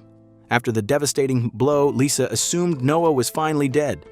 She remarked that the noise would likely attract attention and suggested they retreat to their base immediately. However, Flamma turned and commented that Noah was far stronger than the guards who had been protecting Princess Clay. Suddenly, they heard a sound from the area where Noah had been struck. Both turned toward it. Then they heard a voice. It was Noah's voice. Incredibly, he was cheering himself on as if he were in training, encouraging himself to lift the gigantic arm that had pinned him down. Slowly, he began raising it, leaving both Flamma and Lisa utterly shocked. Lisa wondered whether the attack truly had not hurt Noah. In response, Noah lifted the gigantic arm that had struck him and hurled it back toward both Lisa and Flamma. They quickly leapt aside to dodge the incoming blow. Noah remained completely relaxed and stated that he had not taken much damage. He explained that even if there was a vast difference in their stats, it did not mean he stood no chance. He added that he simply needed to trust his muscles. Flamma questioned what was wrong with Noah, arguing that any normal human would have been crushed by such an attack. Noah admitted that it had indeed been dangerous and remarked that he was thankful it had hit him directly. However, he added that the two of them seemed to lack common sense. Flamma shouted at Noah to look at his clothes, which were completely torn apart, and sarcastically questioned whether he even understood the meaning of common sense. Noah inwardly admitted that Flamma did have a valid point. Lisa coldly stated that they would crush Noah if he continued interfering with their important work. Noah asked what that important work was and whether it involved kidnapping the princess. Lisa replied that this was exactly why she disliked brats, as they were always so irritating. She then told Flamma that it was time to proceed, suggesting that they should be prepared for some collateral damage. She asked Noah whether he knew that when magic was combined, it became significantly more powerful. Immediately afterward, she and Flamma activated mana sharing, merging domination and magic hair into a single spell. From the fusion of their powers, a massive black serpent formed and lunged toward Noah. Noah dodged the black serpent's attack, which instead struck the knights behind him. The knights cried out in agony as an immense pressure overwhelmed them. Noah quickly understood that if the attack had hit him directly, the enchanted hair would have wrapped around him and seized control of his body. He realized that his muscles alone could not deflect such magic, and that he would need to constantly protect his eyes and ears to avoid falling under its influence. Lisa wondered aloud how long Noah could continue dodging the never-ending torrent of hair. Meanwhile, Flamma summoned a magical hound to monitor the battlefield and assess the situation. Noah immediately grasped the implication. If he attempted to close the distance using Flash Step, Flamma's magic dog would intercept him. He also knew that using large-scale magic recklessly could endanger Clay as well. Therefore, he concluded that he had no choice but to defeat both Lisa and Flamma directly before Lisa's attacks overwhelmed him. He would have to charge straight through. Resolving himself, Noah drew a sword, thinking that he was merely borrowing it from Cecile. His mind drifted back to a moment in the castle when Cecile had told him that she had not expected him to challenge her to a match, but that she was ready anytime he wished. Noah had explained that Lion had told him she was very strong, which was why he thought sparring with her would be excellent training. Cecile had replied that he should remember she was a practitioner of the Edward style, which had won the last Royal Swordsmanship tournament. and that he should fight her with everything he had. Noah had hesitated, wondering whether that was truly acceptable. At that moment, Lion had chimed in, saying that Cecile was so skilled that people even referred to her as the Starry Sky, and warning Noah that he would be defeated instantly if he let his guard down even for a moment. Noah hesitated during his sparring match with Cecile, and she assured him that he did not need to worry since it was only practice. Noah had thought that he could not risk hurting her, so he decided not to use his full strength. Cecile then asked him what style of swordsmanship he used. Later, Noah deeply regretted holding back that day. Back in the present, he activated observation and began copying Cecile's movements and sword technique from memory. With that, he steadied himself and prepared his stance. Lisa questioned whether he was using some kind of mimicry. Noah responded confidently, acting as though such a skill was already within his abilities. She mockingly wondered how long he could maintain that composure. She launched another attack, but Noah evaded every strike using the 7-star step. Lisa was visibly shocked by how fast he had become. Flamma then ordered his magical hound to attack. However, before it could reach Noah, a massive explosion erupted in the chamber. Lisa grew uneasy, realizing she had momentarily let her guard down. Since she had been standing at a distance, she avoided direct damage. Flamma, however, refused to believe that Noah could produce such a powerful explosion without chanting a spell. Lisa expressed concern, stating that ordinary physical strength could not cause such destruction. Both of them began to understand that Noah was no ordinary opponent. Flamma declared that they needed to crush Noah at any cost, as he would become a serious threat in the future. Lisa added that even if he were not a threat, she would still make him pay for all the magical hair he had cut. Flamma asked whether she could still use her magic hair effectively. She admitted that it would be difficult since Noah had severed much of it. Flamma then stated that he would move in close to use domination and instructed her to provide cover. Meanwhile, Noah reflected on the essence of the Edward sword style. He remembered Cecile telling him that she preferred a sword that protected rather than one that harmed others. That was why the Edward style suited her so perfectly. Noah realized that he too wanted to protect others. The idea of a sword meant for protection resonated deeply with him. Suddenly, Flamma unleashed domination, summoning an ice dragon to strike Noah. At the same time, Lisa attacked with Thousand Hair Stampede and Death Scissor, converging on him from both sides. As the combined attacks closed in, Noah completed the 7 stars formation and demonstrated the true value of the Edward sword style. He created a barrier embodying the protection of the vast starry sky. A tremendous blast shook the underground chamber. When the smoke cleared, both Flamma and Lisa had been thrown backward, heavily injured. They stared at Noah in disbelief, wondering what he truly was. Noah calmly lifted his dumbbell once more and introduced himself as the heir to the duchy, a man who loved his muscles and his people. Lisa weakly remarked that Noah's muscles were indeed impressive before finally collapsing. After everything that had happened, Noah, along with Flamma and Lisa, was taken back home. However, unlike Flamma and Lisa, who were tied with ropes, Noah was placed in a cell. While imprisoned, he apologized, admitting that he had broken the door and gone into town. Cecile wondered whether Sabas still could not forgive Noah. Sabas replied that Noah had indeed damaged part of the town, and after all the effort he had put into repairing its ruined reputation, he had no idea what people might now be saying about him. Suddenly, Clay arrived and requested that Noah be forgiven. She insisted that he deserved to be rewarded for his actions and might even be worthy of a promotion in rank. She then knelt and bowed, stating that she felt nothing but gratitude toward Noah. The other knights were shocked to see Princess Clay bowing before him. Clay explained that when she heard about Noah's engagement to her friend Cecile, she had come to assess him, suspecting that Cecile might have been forced into the arrangement. However, Noah had ended up saving her, and since then she had felt both gratitude and regret toward him. Noah responded that she need not worry, as everything had happened by chance.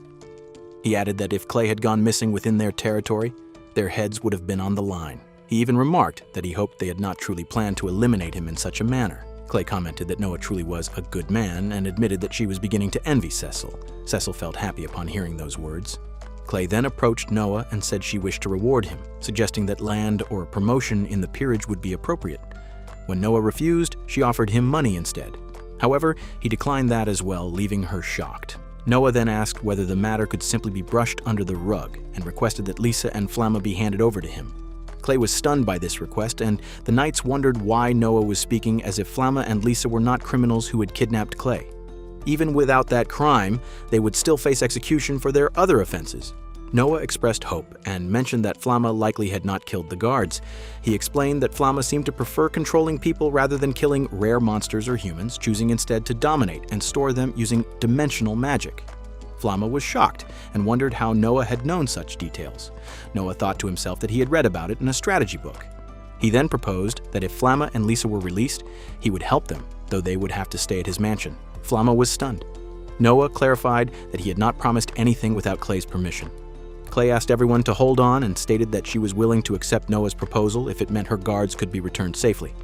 Flamma declared that he would release the guards, saying that if he was to be executed anyway, he would rather stay there. At that moment, Albus arrived and called out, asking whether Flamma was there as well. Flamma felt relieved upon seeing that Albus was alive. Albus then placed a hand on Flamma's shoulder and told him not to say anything foolish, remarking that going to the capital for execution might actually be better than staying at Noah's mansion. Flamma then wondered if he truly should choose death.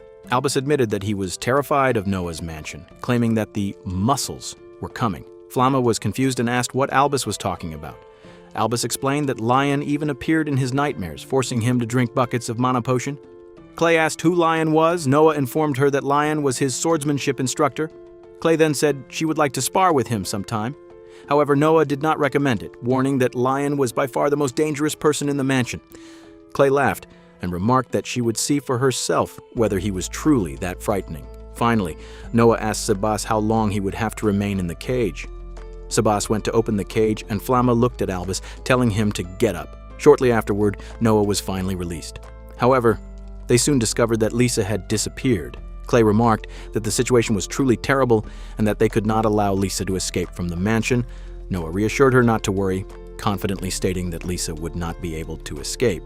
The scene then shifted to Lisa, who was heading upstairs. She told herself that there was no way she would simply sit still and allow them to execute her. She believed she was both beautiful and intelligent, and even though she had run out of mana, she was certain she would survive. She reflected that she had endured far worse situations countless times before. She entered a room and observed that no one was inside, thinking it was her chance to act. However, Lion suddenly appeared behind her and called out.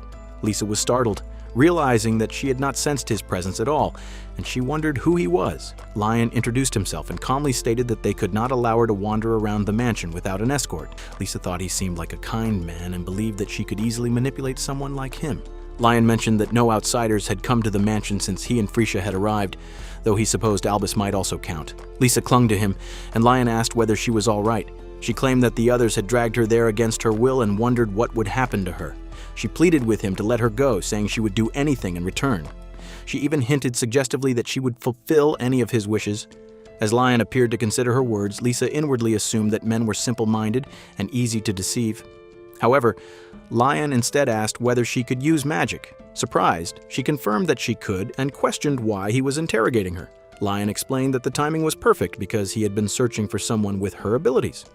Lisa was confused by his statement. Lion then revealed a large container and explained that it was a special mana tank designed to help people sleep well and properly recover their mana. Lisa was shocked and protested that this was not what she had meant earlier. Lion added that he had received complaints about the taste of the mana solution, so he had improved it with a strawberry flavor and instructed her to drink it. After consuming it, her condition stabilized. Soon after, both Lisa and Albus were placed inside separate containers. Lisa was informed that she would be under Freesia's supervision. Albus welcomed her. They were both tied with ropes connected to Freesia's hands while she slept peacefully on a chair nearby. The scene shifted to a large bathhouse where numerous men were bathing together. They discussed how well their bodies had developed and began comparing their physiques with one another. After finishing their bath, Noah and the others headed into town to begin their running training. Sabas commented that training after a bath felt especially refreshing, adding that a clean day should begin with clean muscles. Everyone seemed unusually excited. Soon, several of them joined Noah and threw their clothes into the air enthusiastically. Two girls nearby noticed them and remarked that the men had impressive physiques. Noah overheard their comments and reflected that women seemed to admire handsome men with strong muscles. He concluded that having muscles was equivalent to being attractive and admired. As he confidently displayed his body, the girls blushed at the sight. Sabas approached Noah and remarked that he had truly gotten used to stripping without embarrassment. Noah admitted that he had initially felt awkward, but now he felt completely in sync with the others. The group suddenly lifted Noah into the air in celebration, praising him and declaring that it was exactly what they had expected from him. They claimed his presentation was flawless and at the pinnacle of fashion. Afterward, Sabas instructed everyone to return home. Even then, they continued their training, practicing handstands and endurance exercises. At that moment, Albus arrived, looking weak and exhausted, and pleaded not to be left behind. Sabas questioned whether Albus was already giving up and reminded him that he had wanted to build muscle. Sabas then proudly revealed the ultra-dense, super hard, magical stone vest that Noah had specially crafted for him, asking whether Albus felt jealous. He added that if Albus worked hard enough, he might earn one someday. Suddenly, Albus collapsed, declaring that he did not want to run anymore. Flamma fell beside him, groaning that the training felt like hell. Meanwhile, hero Arthur arrived with Mia. Arthur mentioned that he had often heard about the so-called muscle troupe and had come to the city hoping to see them. When Noah heard that title, he wondered whether they had become something the Francis territory was famous for. He introduced them as the muscle troupe and asked why Arthur was searching for them. Arthur became visibly excited and approached Noah, commenting that his muscles were remarkable and asking if he could touch them. Noah agreed, though he reminded himself that Arthur was the hero and technically should not be there. The others protested playfully, saying it was unfair and inviting Arthur to examine their physiques as well. Meanwhile, Mia seemed slightly overwhelmed and admitted she could not keep up with the chaotic energy around her. Suddenly, she noticed Albus sitting nearby, which startled her. She wondered whether Albus had not gone off to kill a noble. Albus was equally surprised to see her and remarked that he had assumed she had gone to kill the hero. Mia revealed that she had actually lost to the hero, while Albus confessed that he had lost to Noah. Albus jokingly speculated whether the hero had kept her as a pet. Mia then thought the same might be true for Albus. One day, Noah sat down to write a letter to his father. In it, he inquired about his father's health and mentioned that he had been diligently training his muscles, practicing magic, and continuing his swordsmanship lessons. He also wrote that they had made several new friends at the mansion and that life there was becoming livelier with each passing day. After finishing the letter, Noah realized later that night that no one had eaten yet. He wondered why they had not all gathered for dinner together. Sabas asked whether Noah was certain about that, and Noah agreed that sharing meals would make things more enjoyable. From then on, they began having their lessons together and eating dinner as a group. However, during one such meal, as the conversation once again revolved around muscles, weight, and protein intake, Kiara grew irritated and remarked that Noah never talked about anything other than muscles. Later, Noah added another line to his letter, telling his father that the mansion had truly turned into a sea of endless smiles. Eventually, the day arrived when Noah and his group had to depart for the capital. However, Noah had no idea that he had already altered more than half of the original game's storyline. The scene shifted to a few days before their departure. Teacher Frecia stood before Lisa, Flamma, and Albus and asked what they thought of Noah. Flamma answered first, describing Noah as a crazy boy who swung his sword with brute force while barely wearing any clothes. Albus added that Noah was muscle-headed and had a habit of suddenly stripping for no apparent reason. Lisa commented that Noah was nothing more than a brat. Frecia then turned toward Noah and remarked that, as he could see, they were all in agreement and were demanding better working conditions. Noah responded that perhaps they should be saying all of that to Lion instead of him. However, Frecia questioned whether Noah truly believed Lion would listen to anything they had to say, describing Lion as a stone-faced demon with zero human empathy. At that very moment, Lion appeared and calmly asked what they were discussing. Frecia was startled, and immediately Lisa, Albus, and Flamma jumped to their feet, hurriedly declaring that they loved their live-in workplace. They insisted that it was incredibly fulfilling and felt like a dream come true. Frecia grew irritated at their sudden change of attitude. Lion merely smiled at her and asked whether she was unhappy about helping Noah grow stronger. She quickly denied it, but Lion dragged her away shortly afterward to make her drink a large quantity of potion. Meanwhile, Sabas commented that they would surely miss Noah after his departure. Noah replied that he felt the same, admitting that he had grown used to the territory.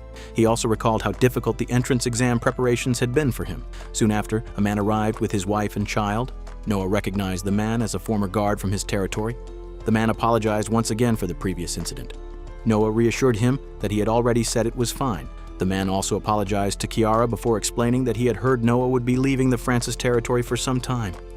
That was why he and his wife, who had once been his best friend, had come to see Noah off. Noah was genuinely pleased. He expressed surprise upon learning that the man's former best friend was now his wife, but stated that he was glad they had found happiness together. The man thanked Noah sincerely, saying that because of his support, their lives had become much easier and that he could not be more grateful. However, as Noah prepared to leave, the man requested permission to help defend the territory in his absence. Noah responded that he had made mistakes in the past and that they had been right to blame him rather than thank him. Noah then lifted the man's child gently and stated that if they truly wished to protect the territory, he would entrust it to them. The man pledged with all his strength that he would defend the land with his life. Noah seemed displeased by such a statement and remarked that it was irresponsible to speak so lightly about dying, especially when the man had a child to care for. The man apologized once more. Lion observed the interaction silently and thought that Noah's charm seemed to work even on babies, reinforcing his belief that Noah was exceptional. Finally, Noah, Kiara, and Sebas departed. Even during the carriage journey, Noah did not neglect his training. Whenever the carriage stopped, he practiced diligently and, with Sebas's help, defeated monsters along the way. After a long journey filled with continuous training, they finally arrived at the capital. After arriving, they stepped out of the carriage at the garage. Noah remarked that it had been reassuring to have her accompany them throughout the journey. Sebas revealed that Noah's father had already prepared a mansion in the capital for all of them to stay in. Hearing this, Noah felt genuinely pleased and said he would need to send his father a proper letter of thanks. Noah then asked Lion whether it was acceptable for him to come along as well. Lion agreed, stating that it was his responsibility. He added that he would not want to miss the opportunity to witness Noah's future achievements. Noah thanked him sincerely with a gentle smile. Lion told him not to mention it, though he quietly thought that Noah's smile was truly remarkable. Lion then observed that Noah appeared unusually calm, despite the entrance examination being just around the corner. Noah responded that he had full confidence in himself. Lion studied the confidence on Noah's face in silence. Meanwhile, Noah reflected on his plans. After enrolling in the academy, he intended to secure the highest score in the entrance examination, even imagining that success filled him with excitement. Afterward, he planned to get to know the hero and challenge the 12 mages in combat as part of his training. A teacher was inside his room looking extremely tired and mentioned that he was on his lunch break. Others felt bad for him, as he had been in charge of conducting the entrance exam that day. He complained about severe stomach pain and said that he needed his medicine. Although he had been happy to finally become the magic plant professor at the prestigious Absolute Academy, what he believed to be his big break, he was furious with Noah for ruining everything by treating the principal's precious Morsuus so horribly. He then decided that he would go home for the day and end everything there. Suddenly, a lady appeared behind him and called out to him, startling him. He turned around and saw that it was the principal. She informed him that he had not yet submitted his report on the entrance exam and instructed him to proceed with it, mentioning that she was busy. The teacher hesitated before recalling the details of the entrance exam. He remembered that the contents were quite simple. Within 4 days, the students had to obtain a key from a monster known as Morsuus. However, they needed to understand that those creatures were not something students could easily confront. While they could fight head-on, they were expected to think creatively and ambush the monsters while they slept. They were allowed to set traps or use any method necessary, as their scores would depend on the techniques they employed. He had raised his hand to signal the start of the exam and had glanced at Noah, thinking that he was a notorious troublemaker trying to enter without offering a bribe, which he found surprising. He had assumed that Noah would probably fail. One boy entered the forest confidently, declaring that he had previously hunted a monster over 2 meters long, though in reality he knew that the guards had done most of the work. Eventually, the Morsuus appeared before the students, causing some of them to panic. They were expected to steal keys from such terrifying monsters, which seemed nearly impossible to them, and many of them began running away. The teacher observed the situation and remarked that it was not good. One of the students pointed out that due to the Morsua's speed and size, it would not be able to turn properly. He suggested that they dodge at the last second, so that it would crash into a wall. They followed this idea, causing it to collide and fall, leaving them wondering whether it had been defeated. However, once the smoke cleared, they discovered that the Morsuus had transformed its fangs and was charging at them again. They immediately started running. As it was about to attack Noah, he suddenly stopped it by grabbing its fang and remarked that its strength was impressive and suitable for a good workout. The others were shocked. Noah then noticed a key and decided to take it. The Morsuus attempted to resist, but Noah told it to calm down, warning that otherwise it would be in danger. When it refused to listen, Noah raised his fist and delivered a punch that defeated the creature, astonishing the teachers. The Morsuus fell to the ground, and Noah picked up the key, remarking that it had been much easier than he had expected. Someone commented that it had been truly awesome and that they could defeat the Morsuus as well. Encouraged by that, they all decided to go and retrieve the keys. However, the teacher shouted for them to wait, explaining that this was not how the exam was supposed to work. Despite his warning, they began attacking the Morsuus in order to obtain the keys. The teacher felt deeply disappointed, as he had never imagined that Noah would take down almost all of the monsters by himself. Still, he admitted to himself that he should be grateful that there had been very few injuries that year, which was largely thanks to Noah. Later, while everyone was enjoying their meal, Noah mentioned that there should be enough food for all of them and suggested that they eat together. The teacher reported everything to the principal. She was shocked when she learned about the barbecue. The man explained that all the students had seemed to enjoy eating the meat together. The principal became worried, as those boars had been very valuable to her. She then questioned why the man had taken a picture and why he himself had appeared in it. When he revealed that he had also been eating with the students, the principal shouted that there would be a cut in his salary. The man was stunned.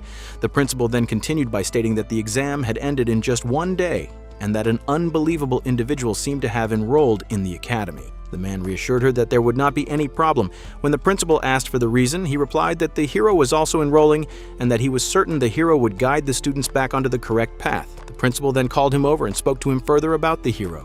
The next day, Lion, Sebas, Cecile, and Kiara were standing outside. When Noah arrived, Cecile and Kiara rushed toward him, hugged him, and congratulated him. Noah felt extremely relieved and happy that he had successfully entered the academy, as he had genuinely believed that it was all over for him. However, there was someone he was concerned about, a man who had been raised in a remote village in the middle of nowhere and had awakened as the hero, Arthur. According to Noah's plan, they were supposed to meet at the academy and eventually defeat the demon lord together. However, the hero had failed the exam. Noah was completely confused about what he should do. While Cecile was clinging to him, Kiara asked her to let him go, saying she could not keep holding him like that. Cecile noticed that Noah seemed uncomfortable and asked him in surprise whether he truly did not like it. After a moment, she asked him whether he would like to take a day off from training and go on a date with her to celebrate his success in passing the exam, adding that it would be just the two of them. Noah agreed to go, but she first told him to change his clothes. He looked surprised and argued that showing his muscles was a good thing. However, she refused, explaining that when people asked her who her fiancé was, she could not possibly point to someone dressed like that. She asked him whether he had any idea how it would feel to tell others that such a half-naked man was her fiancé. Noah was surprised to see how serious she was. Cecile admitted that he looked great, but added that he would look even more attractive in proper fancy clothes. Because of that, the two of them went to a clothing store. As they browsed through different outfits, Cecile commented that it was difficult to reject so many nice clothes and briefly considered calling Kiara for her opinion. However, she quickly changed her mind, reminding herself that it was their date and that no one else should interfere. She asked Noah to try on one of the outfits, but he insisted that he was fine as he was. Suddenly, they heard a commotion outside. When they stepped out, Noah saw a thief pushing an old woman and running away with her belongings. He told Cecile that he would be back shortly and used a flash step to chase after the thief. Before he could reach him, however, Arthur appeared in a flash of light and kicked toward the thief. At the same moment, Noah threw a punch and their attacks collided, causing both of them to fall to the ground. Noah was shocked and wondered who that person was who had moved faster than him. Arthur, on the other hand, was equally stunned by Noah's strength. As the thief tried to get up and escape again, Cecile stepped in and struck him at the neck, knocking him down. She scolded him, saying that he should not steal from others. The police soon arrived and took the thief away. Sebas also came over and praised Noah for his actions, but Noah modestly replied that he had not done anything. Arthur looked at Noah and asked whether he was the leader of the so-called muscle troop. Noah then recognized him as the tourist he had met before, and the two realized that they had encountered each other once again. Arthur asked whether Noah happened to know the location of Absolute Academy, explaining that he had been lost for nearly 10 days. Noah agreed to guide him and told him that he would find it if he took a right turn ahead. However, Noah suddenly remembered that Arthur had mentioned being lost. He then looked at him closely and asked whether he was the hero. Arthur confirmed it and introduced himself properly, greeting Noah. Noah took Arthur to his mansion. Arthur was stunned by its massive size and wondered whether he was truly allowed to enter. Noah assured him that he was welcome. Arthur remarked that getting lost had apparently been worthwhile and asked Mia whether he was right. Mia responded in her own language, expressing agreement in her usual way. Noah reflected that Arthur had likely gotten lost while saving a village from a monster attack, which only proved that he was a true hero. Lion then pointed out that they had returned very early and asked whether Noah was not supposed to be on a date with Cecile. Noah admitted that they had run into someone along the way. Meanwhile, Cecile was visibly upset and declared that she would not forgive the person who had interrupted their date. Lion shifted his gaze toward Mia.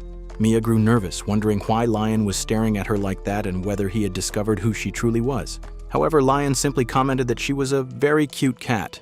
He added that he liked cats because they were solitary creatures who did not allow others to control them, and he said that he felt a certain kinship with her. Hearing that, Mia relaxed, believing she was safe. Suddenly, Arthur pulled Mia back and stated that Lion could not have her because she was his cat. Lion responded that it was a pity and then asked who Arthur was. Noah introduced him as the hero, Arthur. He explained that Arthur had given away all of his money to help two people in need along the way, leaving him completely broke. That was why Noah had invited him to stay at the mansion. Noah added that he believed they could work together in the future and asked Lion what he thought about it. Lion replied that if it was what Noah wanted, then he had no objection. Behind them, Albus and Flamma were lying on the floor. Lion apologized, saying that he had allowed Arthur to witness something unpleasant and explained that their mana reserves seemed to have been completely depleted. Mia was shocked when she noticed them. She quickly jumped down and examined Lisa, Albus, and Flamma, thinking that this place might actually be terrifying. At the same time, she felt relieved that she had been adopted by Arthur. Lion then commented that it must be nice to be the hero's cat. 1 week later, the scene shifted to Cecile arriving at Noah's home, wondering whether he was inside. She soon learned that Noah was currently training on the grounds. She had come fully prepared for a date with him and hoped that this time it would be successful. Before meeting him, she decided to spray on some Allure perfume, which had been recommended by a shop assistant. When she looked toward the training ground, she saw Noah teasing Arthur, telling him that he was falling behind. To her shock, Arthur had also begun to resemble a muscular youth, just like Noah. Lion approached her and explained that running on sand strained the legs and loins. He added that incorporating tires into the routine created the perfect lower body training regimen. For a brief moment, he even commented that he could almost imagine it being a beach. Arthur, meanwhile, had apparently grown quite accustomed to life there. Cecile felt as though Arthur had been completely brainwashed. Lion then asked her whether she was heading to a party. She immediately denied it. At that moment, Arthur noticed her. He waved and walked over, saying that he had actually been looking for Lion. He then dragged over a large bag and took out numerous cats, explaining that Lion had once mentioned that he liked cats. That was why he had caught so many of them. He then told Lion to choose whichever one he liked. Lion and Cecile were both shocked when they saw the large number of cats Arthur had brought. Cecile even found herself blushing slightly at the unexpected sight.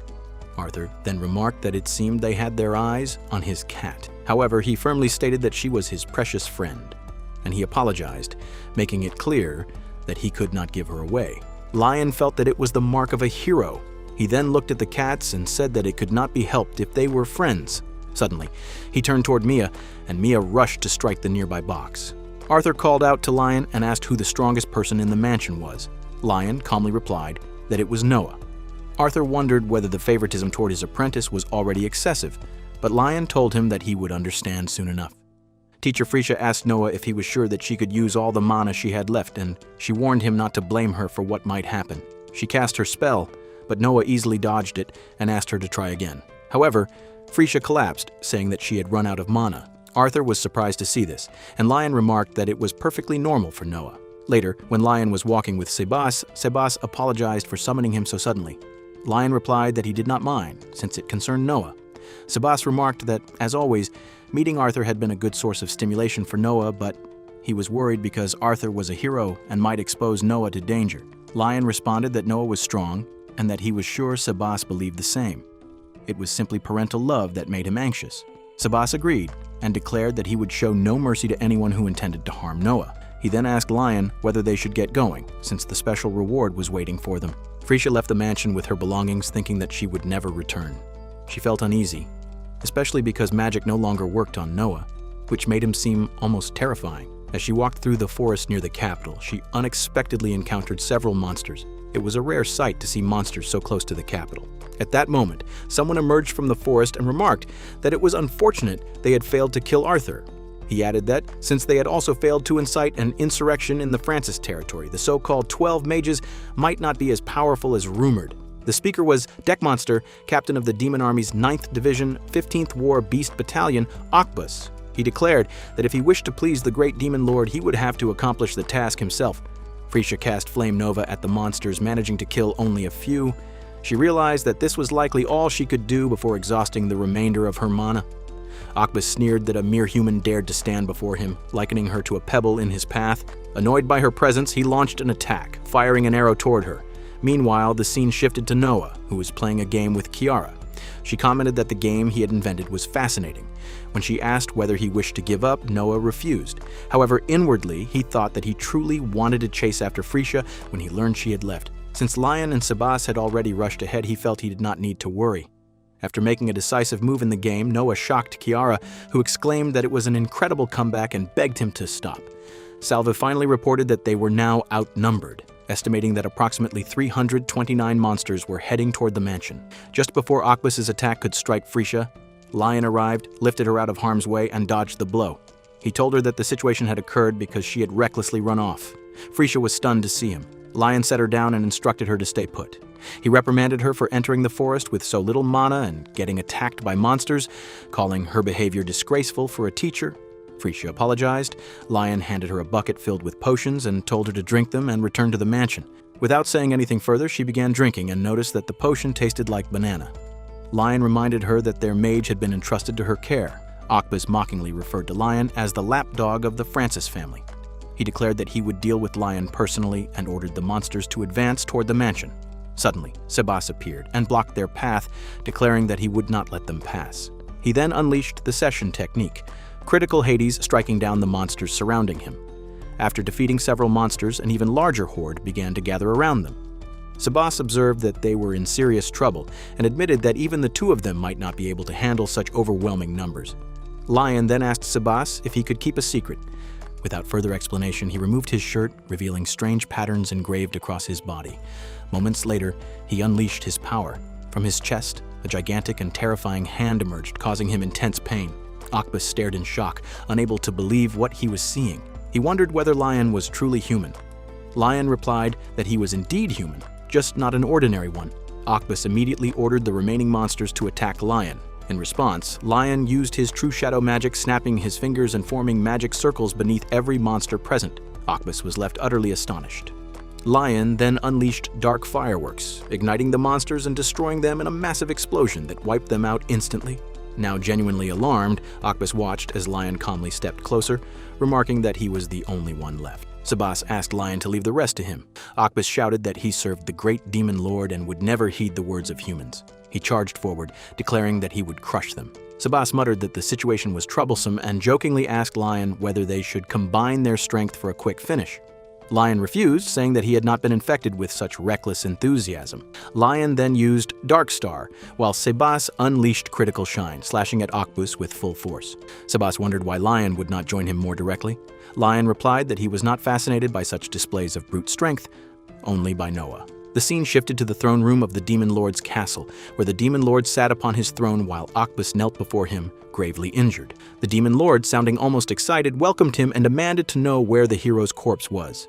Believing Albus had succeeded, he even praised him for eliminating the hero. However, Albus, trembling in pain, begged for forgiveness and admitted that Arthur had been far stronger than they had anticipated. At this, the Demon Lord flew into a rage. He unleashed his power, twisting Albus's arms and legs grotesquely. He demanded to know whether Albus was implying that the failure had been his mistake. Screaming in agony, Albus pleaded that he would never dare suggest such a thing. The Demon Lord coldly asked again why Albus had returned. Albus replied that everything he had done was for the sake of the Demon Lord and to eliminate those who dared to call him the former Demon Lord. Enraged, the Demon Lord Suo declared that he was still the true Demon Lord. He added that if Albus had made a careless move, someone might have noticed their actions, and he demanded to know whether Albus had intended to doom him. Albus desperately denied the accusation, insisting that he would never betray him. Suo then turned to Kabardi and asked where Arthur was at present. Kabardi replied that, according to their intelligence, Arthur was currently abroad on a luxury cruise ship arranged by the Magic Church. Suo remarked that Kabardi always excelled, unlike the other incompetent fools.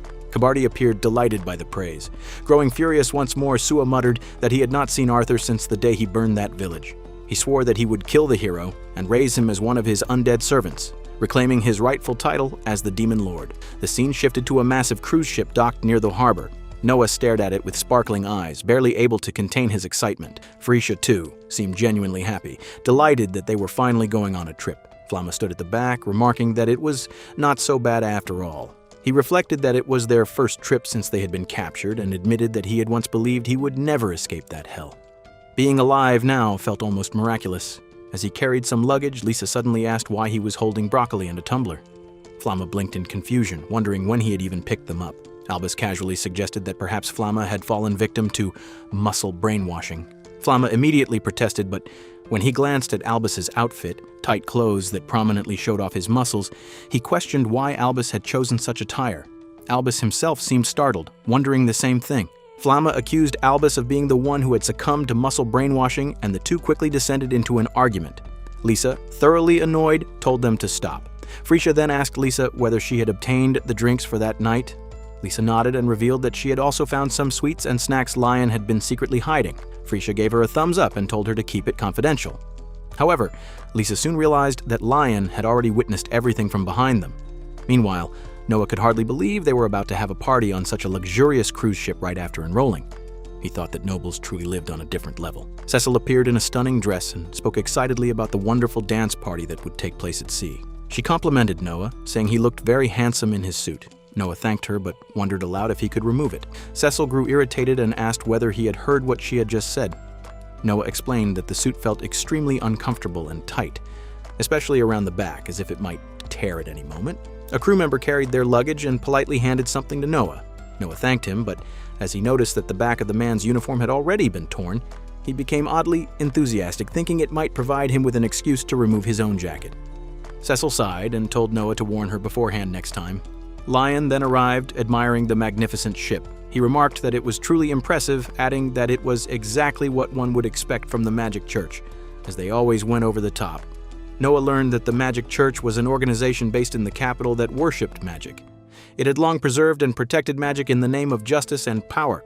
The ship itself was embedded with magic interference ore designed to shield VIP passengers on board. If the vessel were detected through magic and attacked by pirates, it would result in disaster. Lion asked Noah to test it since Noah's presence detection ability had failed to pick up anything unusual. Noah focused and attempted to sense his surroundings. However, he suddenly became distracted by the sounds of laughter and celebration behind them as everyone else was already enjoying the party. Annoyed, Lion slammed his hand against a container and ordered them to quiet down.